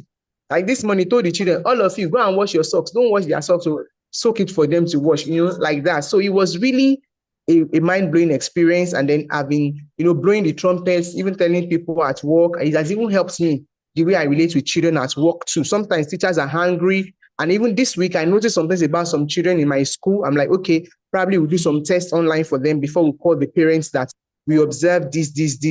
Then I also learned that it's not only autism that we should be on the lookout for in children. Some children have other deficiencies that we need to look into. It even helped me as a person to look into my children. What are the areas we need to concentrate on? And it's helped me, to also read up online about this and be deliberate about my living. Because sometimes we just live our life, we don't live it deliberately, but I'm deliberate about the way I live my life on a daily basis now. Once I see that I'm feeling stressed, I try to pipe low, then I go to bed to sleep. And even I told them at work is that I take some days off, or I come a little bit late for now, so that I can have enough sleep. It has really helped me. I'm still grateful to God. In fact, I'm still wowed why God made me to be the one that won that brain mapping. I want to say thank you so much. It's really a good one. And for everyone who have learned here, I'd advise that we should go out there, publicize and then make it known to people. You understand? Even if I'm going to have a school now, I know that I'm going to include brain mapping in the things I'll be doing at school, so that it will help the teachers and help the parents, so that we won't have to struggle by any child. Thank you very much for the opportunity. God bless you, I love you. I love you. I love you so much. I'm grateful. Wonderful, wonderful. Let me come back. Wonderful. I mean, I met her for the first time when she came for the what do you call it? The training. And she came in like 7 o'clock. And I looked at her. I said, wow, she had been by the gate and the training was starting at what time? She had come in and I was like, that is too early. How did you manage to do that? But that said something about her to me. And I said to myself, if she lives life like this, oh my goodness. I mean, if this is what she does on a regular basis, she's going to burn out very fast. But she said something that I want you to take note of. That with the map, it was almost as if the things I was asking her, it was almost as if I was in her life, as if I knew her history, because your brain carries history. That's what I told you, that 30 years to come, something you did as a child, we can see it. We can see the residual, we can see the impact, because your brain controls your whole life, So the window is a window to your body. Your brain controls your heart, your liver, your kidney. If your brain waves are not working well, it's not just about brain, it's about the whole. That's why I said everybody should do their brain map. Because you might save yourself from cancer, you might save yourself from high blood pressure when you see what's going on. Because every part of your body is controlled by your brain. So if the wave going to your heart is compromised, then your heart is going to start, the heart will start, not your own, the heart will start dying small, small. And then she said something I love, that even though she didn't come for neurofeedback, but she has started making changes that is affecting her life, even her husband. And that is the most beautiful part, that you might not, all you might even do is just the brain map, the window, the information you get. It changes your life. You begin to put changes in place, that will help you. So that's why I do it. Now, let me share something with you for you to see. Let me quickly share something. You go online. Can you see this? You just Googled what is the average cost. The average cost of neurofeedback, QEEG brain mapping, not neurofeedback, the average cost in the US, $950. The average cost of doing a QEG neurofeedback in the US. Now, because we want this to be done in Nigeria, we want people, because it gives you a window to your life for life. It's not one of those things. It's a detailed, you get a report. It took us an hour and a half or so, an hour and a half to go over her report, her full report. It's like a 10-page, it's like a full page report that you go through that shows you everything, your verbal reasoning, qualitative, quantitative, the this, the that, what's going on with likely going on with your body. So I want us to understand the value of what we are doing, and we have it available at such discounted rates that even when a school wants to do it, we still go ahead and still even discount the price we have that is already discounted, just to ensure that people are able to do this and save towards doing it. You do it once, and then at the end of the treatment, you do it again to check, the progress that you have made. So thank you so much, Olamide, for the feedback. I've said to you, we have to interview you because I'm excited at just the experience you've had. And it's the same thing I've had with everybody that I've done, and maybe they had their husband do it. Afterwards, their husband is the one saying, one woman said to me, she was a doctor, she said, that my husband has changed towards me, that before I used to get upset because he felt I was doing, but that after that brain map report, there seems to be better understanding in our house that has given us more peace. So I have put it as part of my marriage therapy program. That the brain, couples know what's going on in each other, know the history you carry, know what is there, so that you don't fight battles you shouldn't be fighting, And thank you so much. I was at a conference yesterday, and I saw the person had some medical, well, I was at a conference, and then as I was listening to the person, I just said, this person need more certain kind of activities to help balance the person. So it's so easy just by looking at people. Sometimes, you have an idea of some of the things that they might need that might help them. Not everything is cured. Not everything, you don't need medicine for everything, drug for everything. Sometimes, just like she said, change of lifestyle. I didn't know she was drinking sugar every day, but our brain results showed that, she's somebody that might be tending towards, the way her brain is behaving, there's too much sugar in her system. And it showed, it wrote it there, hyperglycemia, that she might have hyperglycemia, which will lead you to diabetic. It was in the brain, it was in the result. So she knows that she needs to stop that sugar. She needs to stop that Coke. She needs to make a change so that she doesn't become diabetic. Anyway, we can go on and on and on. I have another class very soon. I have a client that I need to attend to, but It's always a joy. I'm a teacher for life. I've been teaching now for over 30 years. I love people that have attended my trainings. My training is the best training. I mean, it's the best thing you can experience for me. I love teaching. Thank you, Ms. Josephine, for giving me that feedback. And please ask about that ambassador training. I can tell you, call me later to ask about that ambassador training. And to learn more How do I about it. get the number, please, ma'am? How do I get the number? Okay, the number, call me on 080. You can write it 080 76 080 76 76 again. Okay. 9734. I will type it on the chat for you now before 080 76 76 9734. And I think the number is on the flyer also.